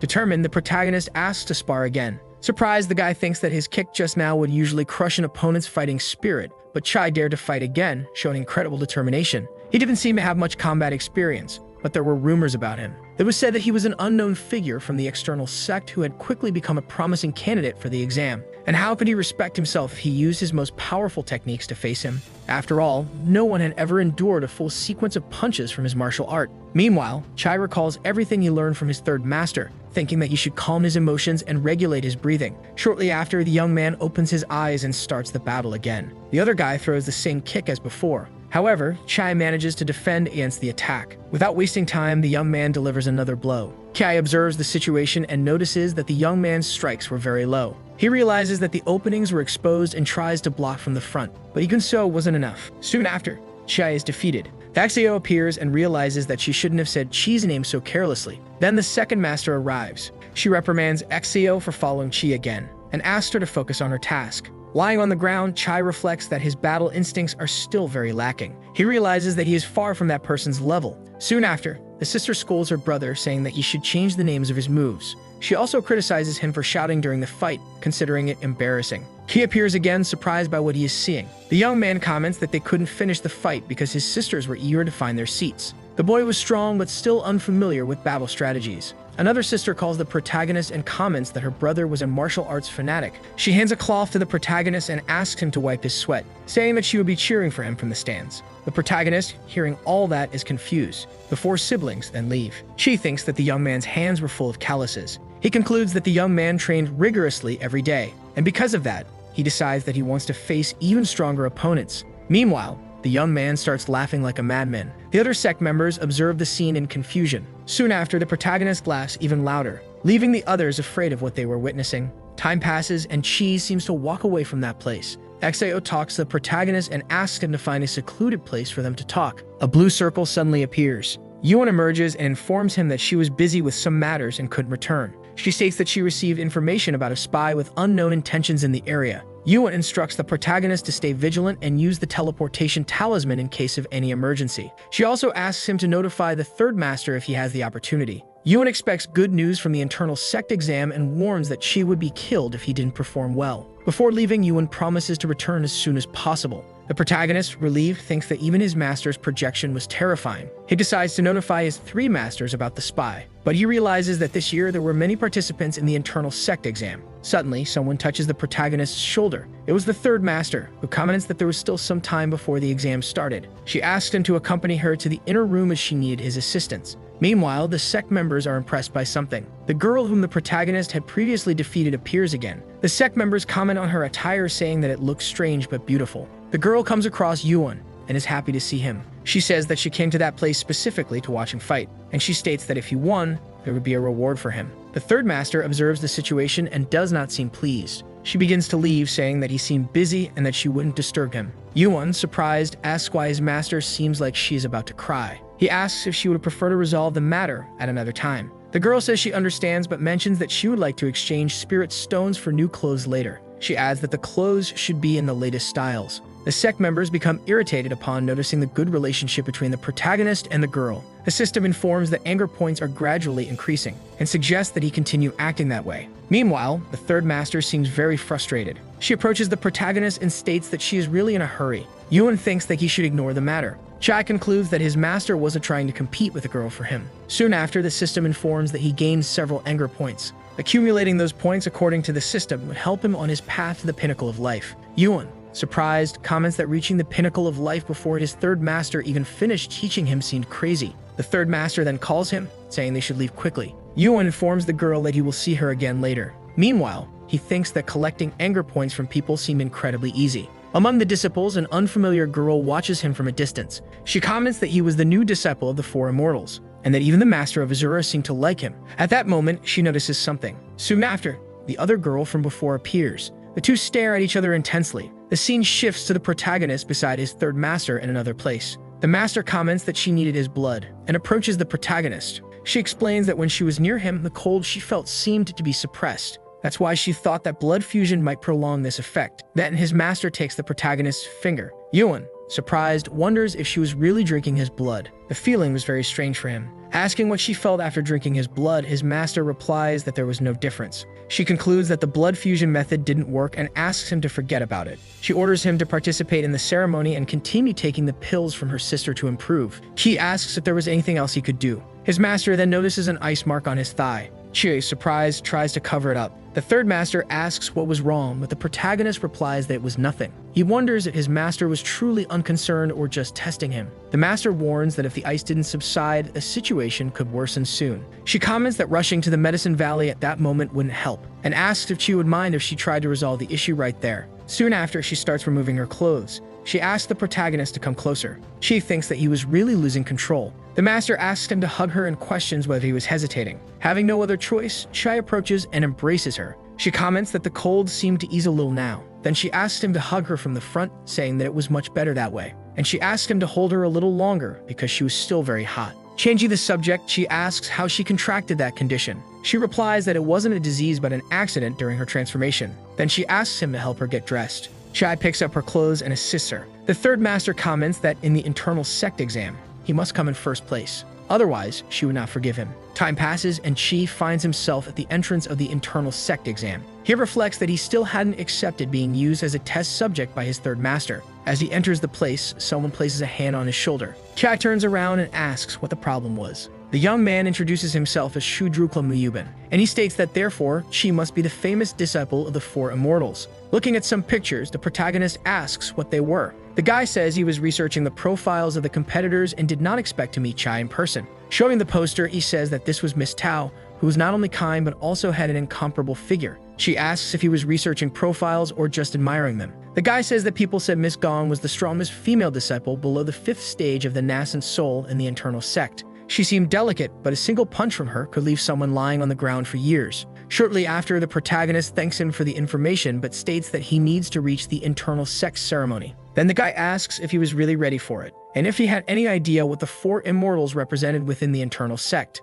Those people were pure stars, untouchable and inaccessible. Yet the 4 immortal goddesses had come to that place because of the protagonist. Observing the situation, she says that the guy was nothing more than a stalker. The guy says that Chai was already a target and was doomed in that internal sect exam. However, if he spent 5 spirit stones to buy information, he would become his ally. Wanting to leave, the young man says that wasn't necessary. Besides, General James once said that the only thing he expected from him was first place, and unless he didn't want allies, he didn't need that for now. Time passes, and the man states that there was nothing particularly special about the internal sect exam, and because of that, you wouldn't bore anyone with a long speech. That year, 30 disciples from both the internal and external sects were participating, which was far fewer than the previous year. However, there were many outstanding disciples this time, and he was eager to see their performances. Soon after, all the disciples gather around a magic circle. Then a boy begins to fall to the ground, but she manages to help him. Noticing that it was that woman from before, the boy thinks she was really beautiful, and he asks her to be more careful where she walks. Shortly after, the area where the disciples stood seemed to have been enclosed by a magic circle. The elder states that the footage of the internal sect exam would be broadcast live and would continue uninterrupted until the exam ended. Meanwhile, Haxayo was watching everything. The second master asks if she was feeling unwell or if there was something urgent she needed to take care of, and if she had something to do, she should leave again. However, Axio says she had nothing to do. The second master asks her to be honest. The girl says she was worried that the protagonist wouldn't pass the exam, which would be shameful for all of them. The third master states that she wasn't just worried about the protagonist passing because she had used her divine sense to analyze him. Moreover, her true form was the glacial snow lotus. Axio says that since they understood her intentions, she would pretend to have a stomachache, and if the 6 elders asked, they should say that she had returned to the divine temple of Kangming to rest. The second master tells her not to worry because the protagonist had not forgotten about his bet and was just pretending to be oblivious. And if she waited, sooner or later, all the pieces would come together. Baxio says she wasn't thinking about that, and changing the subject says that she was leaving. The second master comments that the girl was no longer hiding her feelings without realizing it, and that her disciple was truly interesting. The scene then cuts back to the internal sect exam. The other girl states that this year's exam location was the Dark Forest, located in the southeastern part of the Kangming realm. Entering the area, the protagonist begins to observe his surroundings, commenting that it looked like an ordinary forest. However, as the girl had mentioned earlier, the candidates should focus on survival. What could it be? Were there monsters or other dangers prepared inside that place? The other girl says that the exam is point-based and therefore the entrance would be open for everyone. There were crystals scattered throughout the exam area, each worth 1 point. They should use any means necessary to acquire the crystals and then keep them until the deadline. All the rules were simple, and because of that, they should begin now. Wishing everyone good luck, she hoped they would all survive. Thus, the exam begins. As the protagonist enters the portal, that girl says that he should survive. After entering the portal, she feels confused, wondering if that girl had really said something to him. Then another girl appears among the other candidates, asking them to step back a little. She approaches the protagonist, saying that she was only suggesting a possibility and that the decision was his. Her master had instructed her to form alliances with the competitors at the start of the exam. According to the rules, everyone was a potential enemy, but early alliances were advantageous. She wasn't sure if he had already formed an alliance with someone else, so she wanted to confirm before entering. Che thinks that based on that girl's strength, she was formidable, making her a strong contender. Forming an early alliance with her could be a good choice. Changing the subject, the girl says that she knew he was worried about the higher stages. Therefore, he didn't need to aim for first place.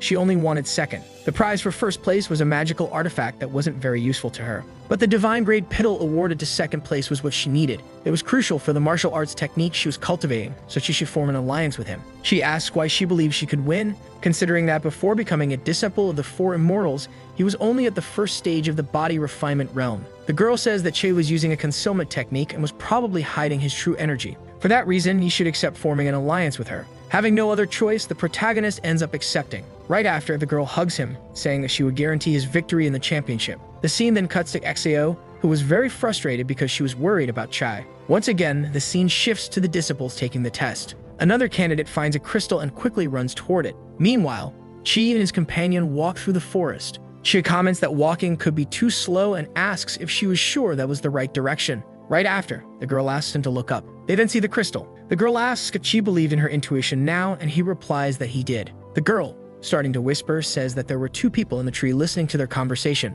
Shidian understands the situation, and soon after, he leaps to try to grab the crystal. At that moment, a person appears. However, Chai manages to protect the crystal. He immobilizes the other young man. However, the crystal ends up being thrown. It flies toward another candidate who is hiding. But then another girl appears, asking how he dared to steal her crystal. She then manages to retrieve it. Chi, watching from afar, realizes that the guy was easily defeated. Meanwhile, the other candidate tries to grab the crystal. However, the protagonist appears behind him, attempting to strike him. The young man, however, manages to dodge, and the crystal ends up falling to the ground. The guy asks what Chai was doing, but right after, he gets struck by the girl. She then feels relieved because they managed to recover the crystal. Moreover, those two opponents have been very difficult to deal with. Soon after, the girl hands the crystal to Chai. He comments that she was very strong. She replies that he shouldn't say that to a girl. Hugging the protagonist, she asks if he would continue to protect her, because that way she could help him win the test. After all that battle, the number of participants is reduced to 28. The scene then shifts to a person lying defeated on the ground.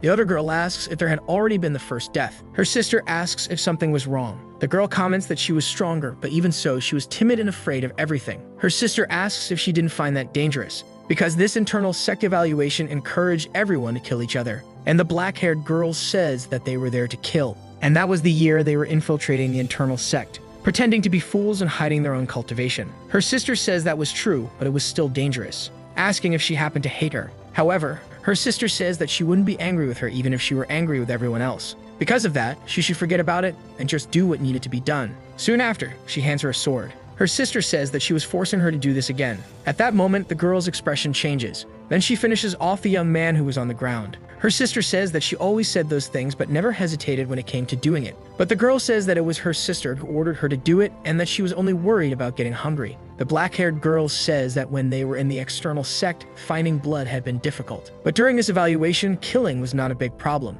And because of that, it was necessary to take advantage of the opportunity. Hearing all of that, her sister remains silent. The other girl says that she was covered in blood, and then she gives her a kiss, saying that she preferred her clean. The scene then cuts to another location in the forest. The other girl says that the forest was dense and that even though there was no sunlight there with such broad daylight, even fireflies could be seen. As they walk through the forest, she thinks that the girl could easily win the exam without him. Moreover, there were many excellent choices for this exam, but even so, she ended up choosing him. Soon after, the system warns him not to forget to use the spiritual space to train, and Chai says that he would do it when he fell asleep at night. Soon after, the other girl slips on a branch. However, Chai manages to catch her. Thus, time passes and the girl asks if Chi had a plan. He replies that the crystal collection encouraged competition and everyone would definitely fight each other for them. The girl responds that he was right and understood what he meant. However, this was a competition where fighting was inevitable, so those who preserved their strength until the end would have the best chance of winning. And even if they didn't win with more crystals at the end, there was no need to waste energy prematurely. That's why it was better to steal victory from someone else at the end.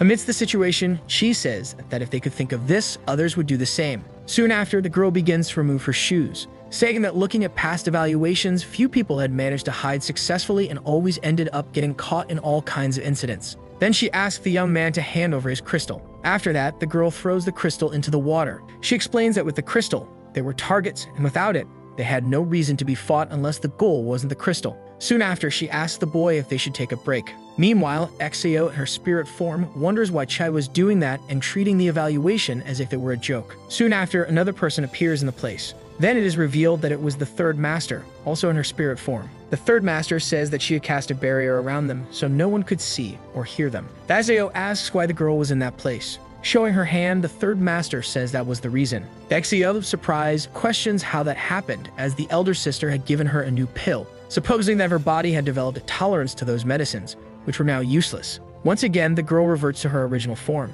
She says that not even the treatment from the Medicine Valley had any effect. That's why they should hurry and find Yuan soon. The third master says that her sister was currently dealing with urgent matters and that they shouldn't disturb them. Besides, she had come for another reason because the internal sect exam wasn't as easy as it seemed. Then a flashback appears. Our young man says that he had something important to report to the masters. The first master used a holographic communication talisman to inform him that there was a spy among the participants in the internal sect evaluation. The third master asks if there was any other information. Yuan replies that there wasn't yet, but she insisted that the third and fourth masters should be informed because she believed the situation was serious. Returning to the present, Exio begins to observe the other two. She says that the guy didn't seem worried about the things around him. Then the third master stands up. Exio asks what she was doing. At that moment, the girl throws something. She gets the other girl, who immediately falls unconscious to the ground. Yuan then begins to look around, assuming they had been ambushed. But at the same moment, the third master appears, and beside her, XAO was also present. The third master says that she had set up a sound barrier for her. Inside it, no one could see her or even hear her voice. She asked him to open the spiritual space of the time glass. Yuan, in turn, seemed very confused by all of this. XAO asks what he was waiting for, as he should do it quickly. The boy then obeys and does what his masters had asked. Thus, all three end up entering that space-time. Meanwhile, the other creatures seemed very frustrated, because that guy had returned, and this time with even more people. The third master says that there were spies in that place. Now he was only at the nascent soul stage. If they left, they feared they wouldn't be able to fully protect him. And in the worst-case scenario, she and Sayo could keep Yuan in his spiritual space for nearly 4 years. That would allow him to reach the next realm. Soon after, the boy accepts the offer. He says that he wouldn't disappoint them. He would make sure to become stronger quickly and get them a ticket to that battle. Curious, the young man asks what they were going to learn. The third master says that first, they would build a house. At that moment, Yuan looks confused. Exio says that they would be staying there for 4 years and asks if he planned to sleep outdoors. Besides, they would be cutting down some trees but without using abilities, because they would rely only on basic physical techniques. And that was the first step in learning the techniques. Exio, along with Shizuka, seemed to be sitting in the middle of the forest. Shizuka asks why she was upset, and the girl responds that she always gave people nicknames, which meant they could give him one too. He was her disciple, belonged to the 4 of them, and she simply didn't like seeing him next to other women. Shizuka asks if she happened to like the protagonist. Sayo says that he had said he would marry her if he lost the bet, and because of that, she was willing to accept the result. Her sister says that if she didn't marry her, she would kill the boy. However, Sayo responds that it wasn't necessary, thinking that her sister was truly terrifying. She comments that when she was younger, she had a group of friends, but none could withstand her strikes, and now that she had been promoted to the Immortals, she had no friends left. And ever since she arrived, all of them started feeling happier, so she hoped they could stay together forever. After all that conversation, our hero suddenly appears, saying that he had already gathered 20 trees and asking if that was enough. Shizuka then asks to see his hand. However, she seemed unwilling to do so. Standing up, Shizuka says that a disciple cannot disobey a master's words. When she takes the boy's hand, she notices that it was injured.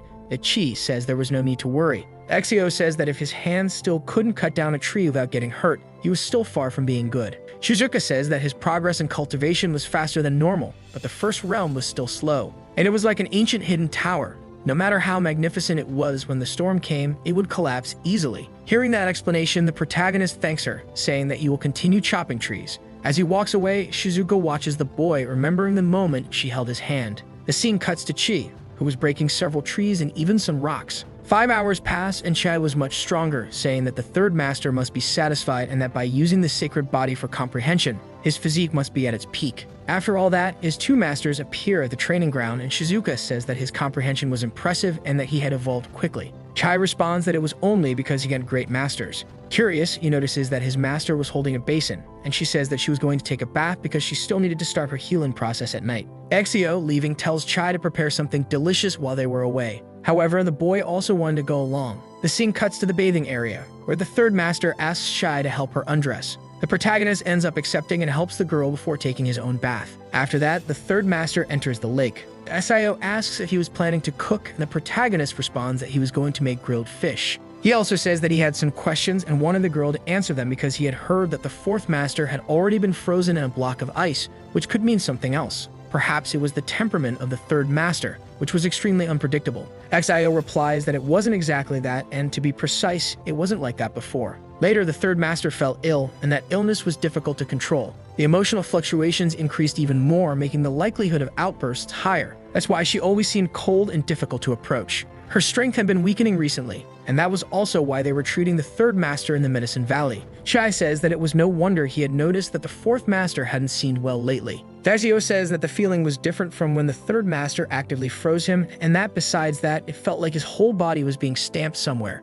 Changing the subject, the girl asks when she was going to make something delicious for them. She dives into the lake, saying that he was going to catch fish for that. Then a piece of clothing falls into the water. She asks what he should do, and Exayo says that he should figure it out himself, mentioning that he had given clothes to that girl before, so he must have plenty in stock. The boy, surprised, remembers that, realizing that he had forgotten. The girl left behind in the shopping district should use them now, and with her sense of style, the 3rd master could change outfits and look better and better. He starts imagining the possibility of dressing her in all those outfits because, this time, he would be the only one capable of doing so. Meanwhile, Che seemed to be collecting several fish to prepare a delicious meal. Exiting the lake, he thinks that the plan was foolproof. The boy gets too excited and ends up removing all the water from the lake. Looking to the side, he sees his master completely drenched. In front of him, his third master stood in that place. She says that she just wanted to take a bath and that she couldn't even have peace for that. Without wasting time, the boy grabs a set of clothes, saying that he would get some water for her bath. Shizuka makes a hand seal, saying that when one does something wrong, they must pay the price. Exio asks if Chi was still planning to start cooking the fish. The boy, irritated, asks if she thought this was the right time to discuss that. Time passes and the scene cuts to a house. Chi seemed to be heating water for the others to bathe. Shizuka, looking at her hand, notices it is frozen, thinking that she wouldn't sleep that night. Exio, concerned, asks what they should do, and Shizuka says that it was fine because the protagonist could help stabilize it. Thanking Chi for his hard work, she hears the boy say that he would always be willing to help. Exio asks if he had prepared the towels because she was feeling a little dizzy, and Chai replies that he had placed them on the shelf and would wait for the masters. Moments later, Exio says that she would leave and that if the third master needed her help, she just had to call her. She takes the clothes that Chai had prepared. Meanwhile, the boy was outside the house, warming himself by a bonfire, thinking that he would ask the second master what clues had been gathered once he left that place. Chai hears a very loud noise and wonders what happened inside. Quickly, Chai opens the door and finds Exio wearing her previous clothes. The boy, seeing that, accepts it and says that he had chosen something simple to make sleeping more comfortable.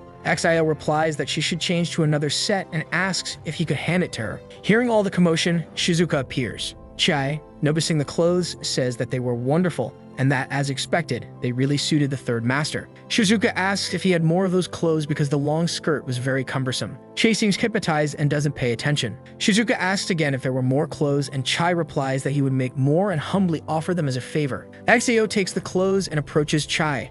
Shizuka says that he should meet her after her sister falls asleep. She thinks that when his master was bathing, the ice had started to spread across her body, and concludes that the night would be difficult. Exio appears with her new outfit already on. In the midst of that situation, she thinks that if she ever had something with Chi, she would have to adapt to all of this, and she asks Chai how she looks in those clothes. Chai, surprised, thinks that it was the first time he had seen Exio like that. Approaching the girl, he says that it looked really good. Shizuka also appears and comments that it was an interesting experience. Chi, looking to the side, thinks that in the future he shouldn't dress the third master in such clothes because it was extremely dangerous. The scene cuts to outside the cabin and Chi seemed to be preparing a feast for the two of them. Thinking that something felt off, he continued preparing the food. Exio smells the aroma and asks what he was making. Chai replies that he was preparing sour noodles and mentions that fishing had been suspended in the afternoon, so he had no choice but to make that instead. Grabbing a plate, he asks Exio to serve herself, and the girl says it looks delicious, suggesting that he should take a plate to the third master as well.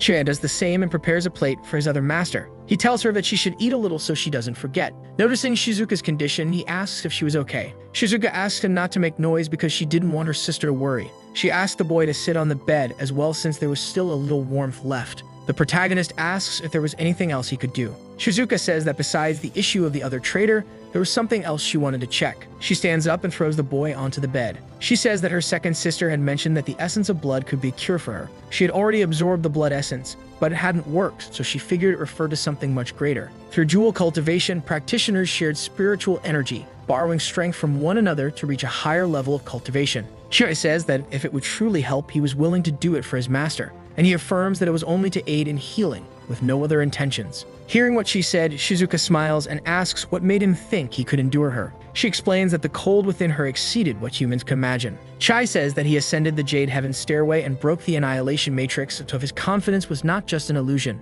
Shizuka says that if she took the initiative now, Chai could die, and that if he wanted to give up, it was already too late. She asks how he could be a disciple if he feared death. The scene cuts to outside the cabin, where a table seemed to have fallen. He asks about the noise and suggests checking it out, so the two leave and find Exio on the ground. She complains that she feels terrible. Without wasting time, Shizuka helps her, but Exio says she feels hot and that a strange impulse is growing inside her. Shizuka explains that this was caused by the abnormal leakage of the Nine Heavens flame.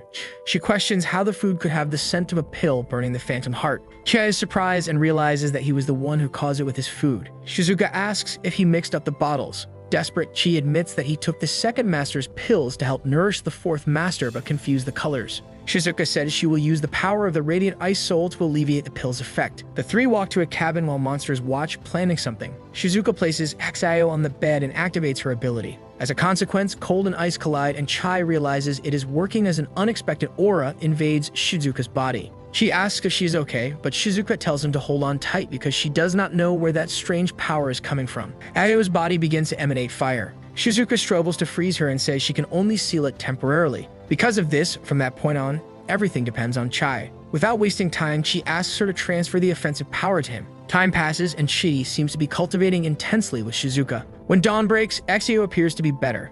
Upon waking up, she sees Chai and Shizuka together. Confused and embarrassed, Exio wonders if she has lost her purity and rushes out of the cabin in desperation. Shortly after, Shizuka wakes up, surprised to realize that her cold has diminished. He asks if that is true, and she confirms it, saying that helping her master is her duty. Shizuka comments that it must have been difficult for him, but Chi jokes, saying she can use him as a magic elixir whenever she needs. He asks where the fourth master is, and Shizuka replies that Exio probably left early to train. So the protagonist decides to check on Exio. In the forest, he uses his ability to track her. He reflects on the past night because while healing Exio, he and Shizuka unintentionally understood a trace of the Nine Heavens tracking technique. Upon finding Exio, he asks what she is doing there. Surprised, she asks how he knew where she was. Chai confidently responds that he broke through the third stage of the nascent soul realm and learned the tracking ability. Exio, embarrassed, recalls what happened and blushes. She asks if it was the effect of the phantom heart of the night pill, and if she wants him to help her again. Irritated, Exio says once was enough. She states that he must remember that she is his master.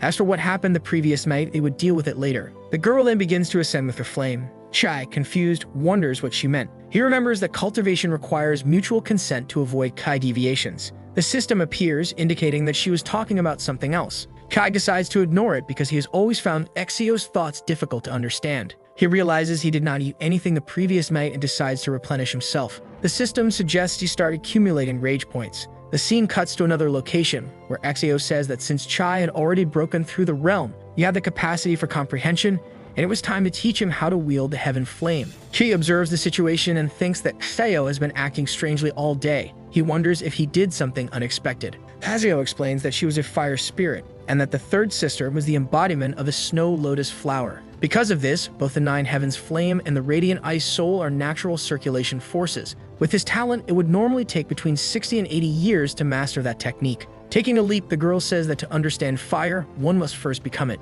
Chai wonders if this means the lotus forms the water spirit. That would explain why they did not get along.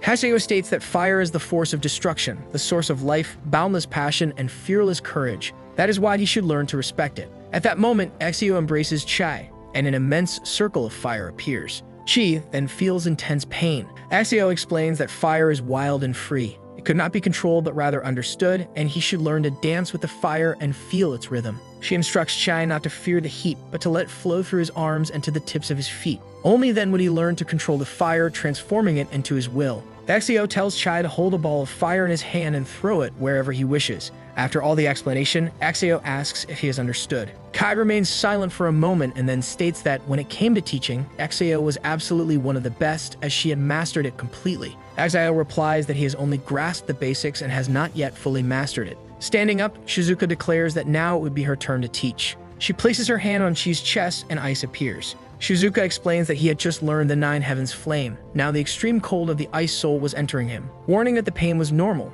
she asks if he wants to continue. However, the boy accepts. Shizuka states that everything in the world has an origin. The power of ice comes from the cold and silence of the cosmos. She teaches that the path of cultivation is to align with nature without forcing it. Chi's heart should be as pure as ice to truly master that power. Instead of being controlled by it, Chi should feel the power of the radiant ice soul circulating through his meridians. Shizuka explains that ice was not an enemy but a companion or even a weapon, depending on Chi's will. Cultivation was an endless journey, but if he persisted, one day he would become a true master of ice. Chi thanks her and states that he finally understands. Sometime later, the scene shifts to the Kangming Palace. The second master, surprised, notices the presence of Shizuka and Exio. She asks how their disciples are. Shizuka responds that Chi's comprehension was exceptionally high. With just a little guidance, he was already on the verge of mastery. Changing the subject, the second master asks if Shizuka's cold had stabilized. The girl responds that she was much better but still far from ideal. The feeling that liberated the restraints of the desire for destruction was still within her.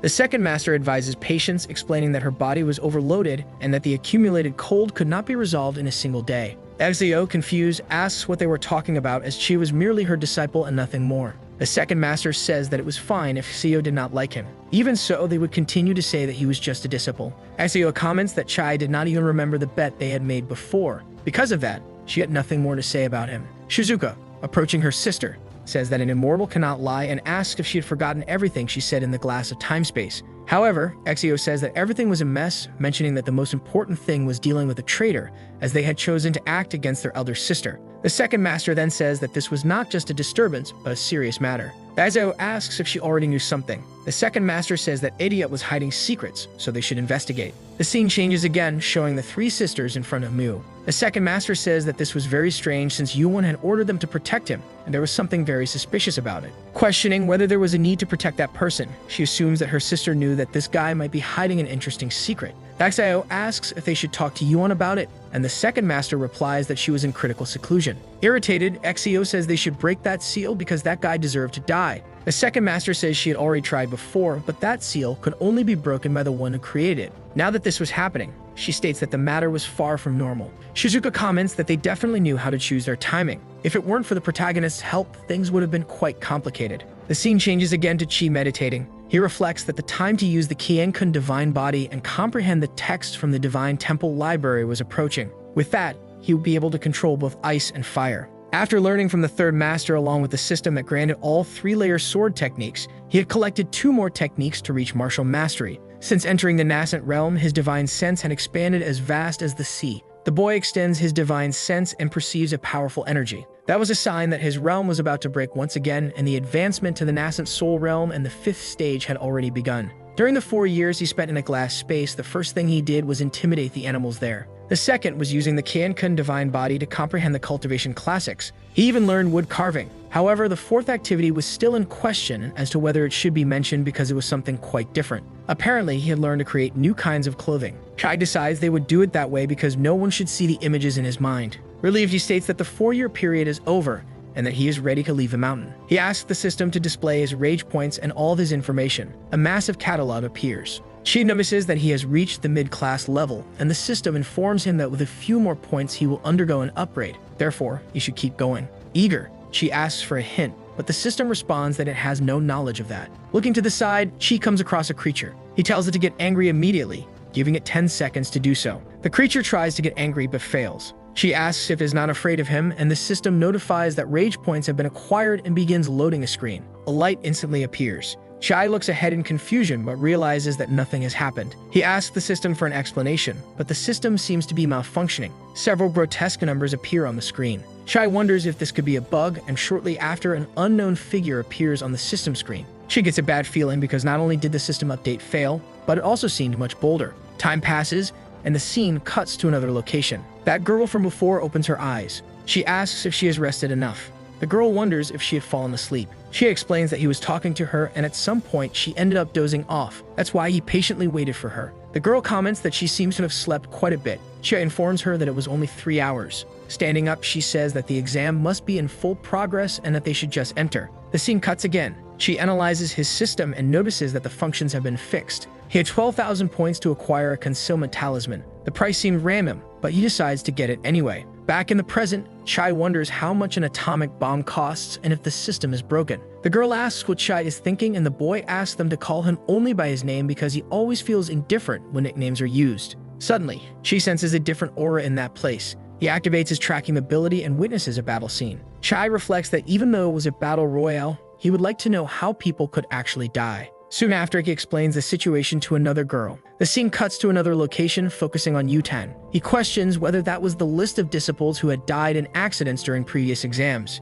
Yutang notices that a person named Shiozi had always participated in the internal sect evaluations with earth, wood, and metal attributes. But this time he was participating with the identity of someone from the Water Gate. That explains why he found the face familiar. Yutang calls for an emergency meeting. The scene cuts again. The second master comments that there is no need to speak loudly as everyone can hear. One of the masters is visibly irritated. Yutang emphasizes that this was an evaluation, not a life or death battle. Since ancient times, only 1 or 2 disciples have died in incidents. Now, out of the 30 participating disciples, only 10 are alive. He asks if Shiozi managed to participate in the internal sect evaluations. Another master states that this was a matter for the 4 elements and should be addressed later. An older man comments that he heard the second master was concerned about Chi and was acting to protect him. The second master listens in silence, waiting for what Yufeng has to say. Yutang says that his grandson was also participating in the evaluation and assures that there is no need for concern as he was strong enough. The two begin to argue. Yutang comments that it's no wonder his eldest grandson gave up pursuing the young lady from the Wind Gate after just a few days.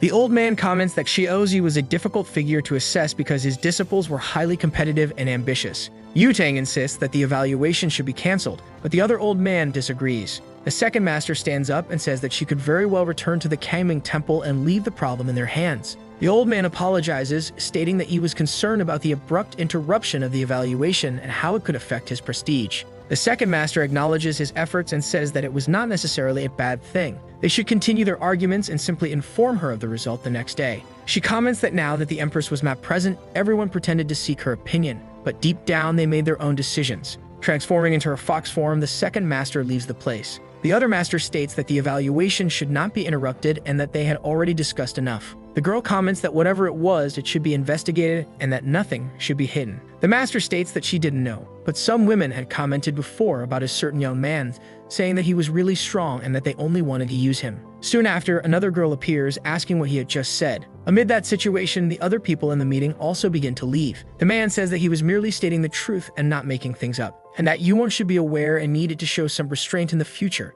The girl says that Yuwon was known for her integrity and purity, asking if he could not speak more kindly about her. For cultivators, after reaching the 5th realm, time hardly passed, but he had aged rapidly, saying that a man's essence was limited and that was why the sect was draining him prematurely. Hearing that, the man becomes irritated and as he starts to leave, says that she was talking too much and that if she wanted to fight, she should just say so. The girl says that she did not want to make things difficult for him, but merely wanted to know why she could not feel his maintenance of the Great Matrix. The man says that he had already done it and that if she couldn't feel it, that was her problem. The girl asks if he knew that the great manta ray was floating. The old man says that he watched over the Matrix every day, so there was no way he wouldn't know that. Then the girl says that the wind and thunder gates were internal gates established and modified by the Matrix itself, but the balance had not been maintained. The old man says that she was trying to obtain a wind-stabilizing pearl from him, and that she should have just said so instead of making up lies. The girl says that he had seen through her, asking why he had two while she only had one. The man says that women love to compete, and there was no need for that since their matrices serve different functions.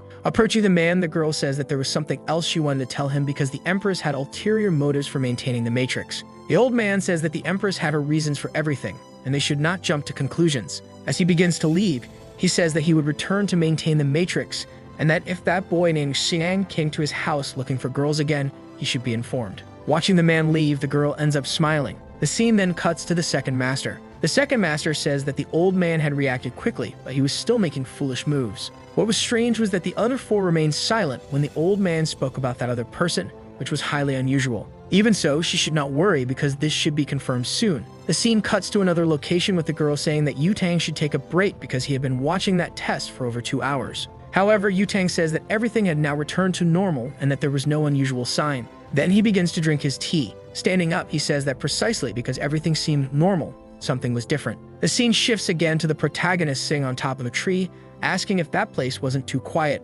Many people had been defeated on the road so far, but the dark forest had suddenly gone silent. The girl says that when something strange happens, there is usually more to come, and observing from there was the best course of action. Moreover, she had something to ask the protagonist, questioning if he had done anything while she was sleeping, because it seemed that he had changed quite a bit since he woke up. Looking ahead, she ends up spotting someone saying that it looked like Yutan. The girl says that the protagonist's body had become stronger, and beyond that, he was much more handsome, wondering if it was just her imagination. Chi, ignoring all of that, asked if she could trust her intuition and if, by any chance, she had felt something. The girl says that she had a bad feeling because, in reality, the whole time it felt as if something bad was about to happen. At that moment, the protagonist picks up the girl in his arms, saying that if she said something bad was going to happen, that it must be true, and that's why he believed her. As he starts walking through the forest, Chi says they were moving forward to verify her intuition. The scene cuts to Yutang, who thinks that it was fortunate he had left a mark on that person earlier, because when he found her, he did so just as a precaution. Back in the present, the girl seems to start tracking that person.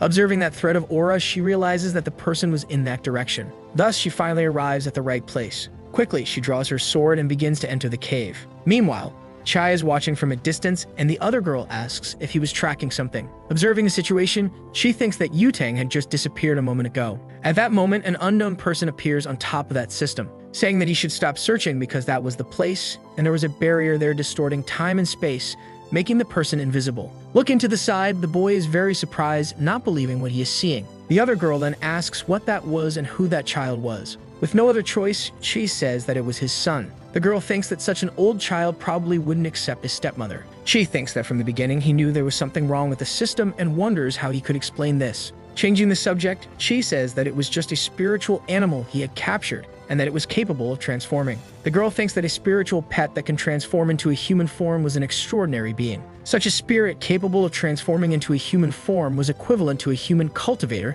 at a refined god stage. The girl asks how the boy managed to acquire it. Changing the subject again, she asks how they were going to break that barrier. The system begins to approach that place, saying that they should just open it in any way possible. The scene then cuts to Yutang, who, in the meantime, seems to be in the middle of a battle. The other girl says that she had been a bit excessive and therefore wanted to apologize. Yutang says that she was a disciple of the Kangming Temple who was secretly gathering information with external forces. She asks how she could track the teachings of her master. The other girl asks what they were going to do next, and her sister responds that they would defeat her immediately. She says that this person was stronger than the others they had faced before, and that she should not forget to train her blood. The other girl asks not to forget their father's mission. She says that capturing that person's soul was their top priority. The girl states that the longer they took, the more predictable things would become. Yutang, irritated, asks if she was planning to harvest that madman's soul. The girl responds that her ancestor was not crazy and that she was sparing her life now only so she could witness the truth that had been distorted. Yutang says that her master must have been defeated by external forces, and therefore there was no distorted truth. Amid the situation, the girl wonders what she should do. Yutang says that her master had treated that person as his own daughter. At that moment, Yutang realizes something and asks if that man was her father. The other girl says that the old woman was not completely stupid. Then the other girl begins to cast a spell, saying that she had to do this to prevent problems later. She claims that since her spiritual energy was too pure, she would only drain it. At that moment, some tentacles appear, seemingly draining the girl's energy. Shortly after, a magic circle appears, surrounding all three sisters. The other girl makes a hand sign, and moments later, all Yutang's energy seems to have been drained. The other sister says that was very good. At that moment, the other girl hears a noise. She, in turn, appears, saying that she had the right to remain silent and that anything she said could be used against her in a court of law. The scene then cuts to another location with a man observing something, thinking that it was an unfilial child, incapable of becoming his vessel. After many years of planning, he had to wait even longer. The man says that the 5 elements matrix was broken and therefore it was now within his reach. He claims that on that day it could be used against him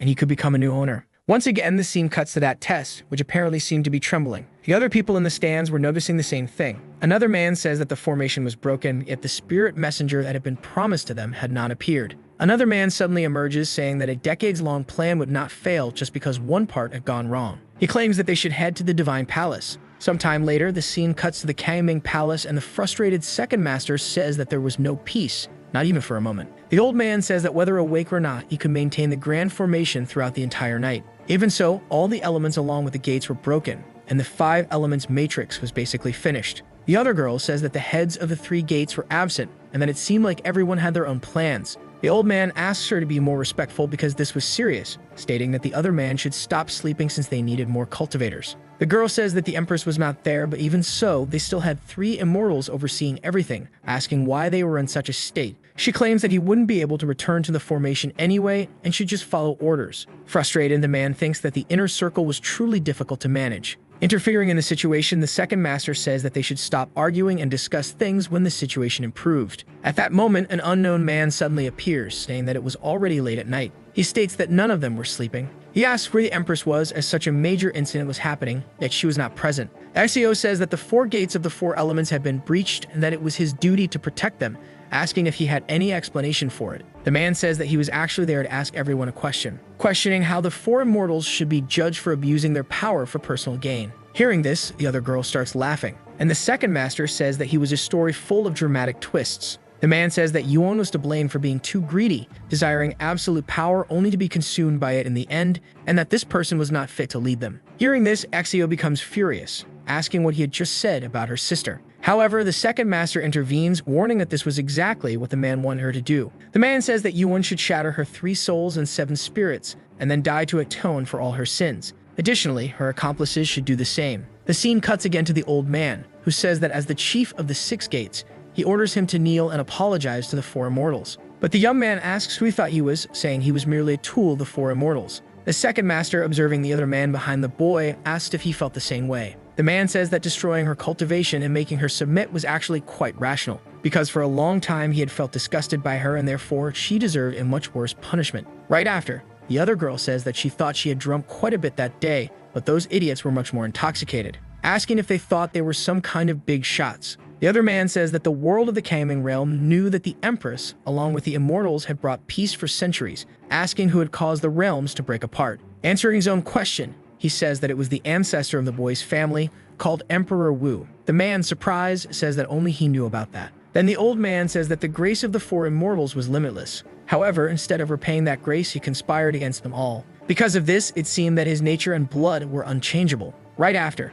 the man asks if he had finished speaking because he was about to fix that messy hair of his. However, if he shaved his head, he might consider sparing his life. At that moment, a light suddenly appears at the window, crossing through the entire palace. Then an immense darkness emerges, and some creatures appear from within it. The other man says that in the end, the world would submit to his family. Quickly, the three immortals rise to handle the situation, and the second master begins to cast an incantation, asking all the disciples of the realm to listen because the gates of wood and metal were betraying them, and the evidence was irrefutable. Therefore, all disciples should immediately enter meditation, and anyone who did not comply would be considered an enemy and executed without mercy. The other man says that the four immortals led by Yuan had brought chaos to the realm for over 1,000 years, but that day it would finally come to an end. At that moment, the ground begins to tremble, and the man says that it seemed like the water gate was opening as well, mentioning that the four immortals had never treated the lives of the disciples as something worthwhile, and that was why they already knew what they had to do now. Then the young man confronts the second master, who asks him if he really thought he was capable of winning that battle. So the video ends here. If you don't want to miss the next part, activate the notification bell, and see you next time on Tob's channel.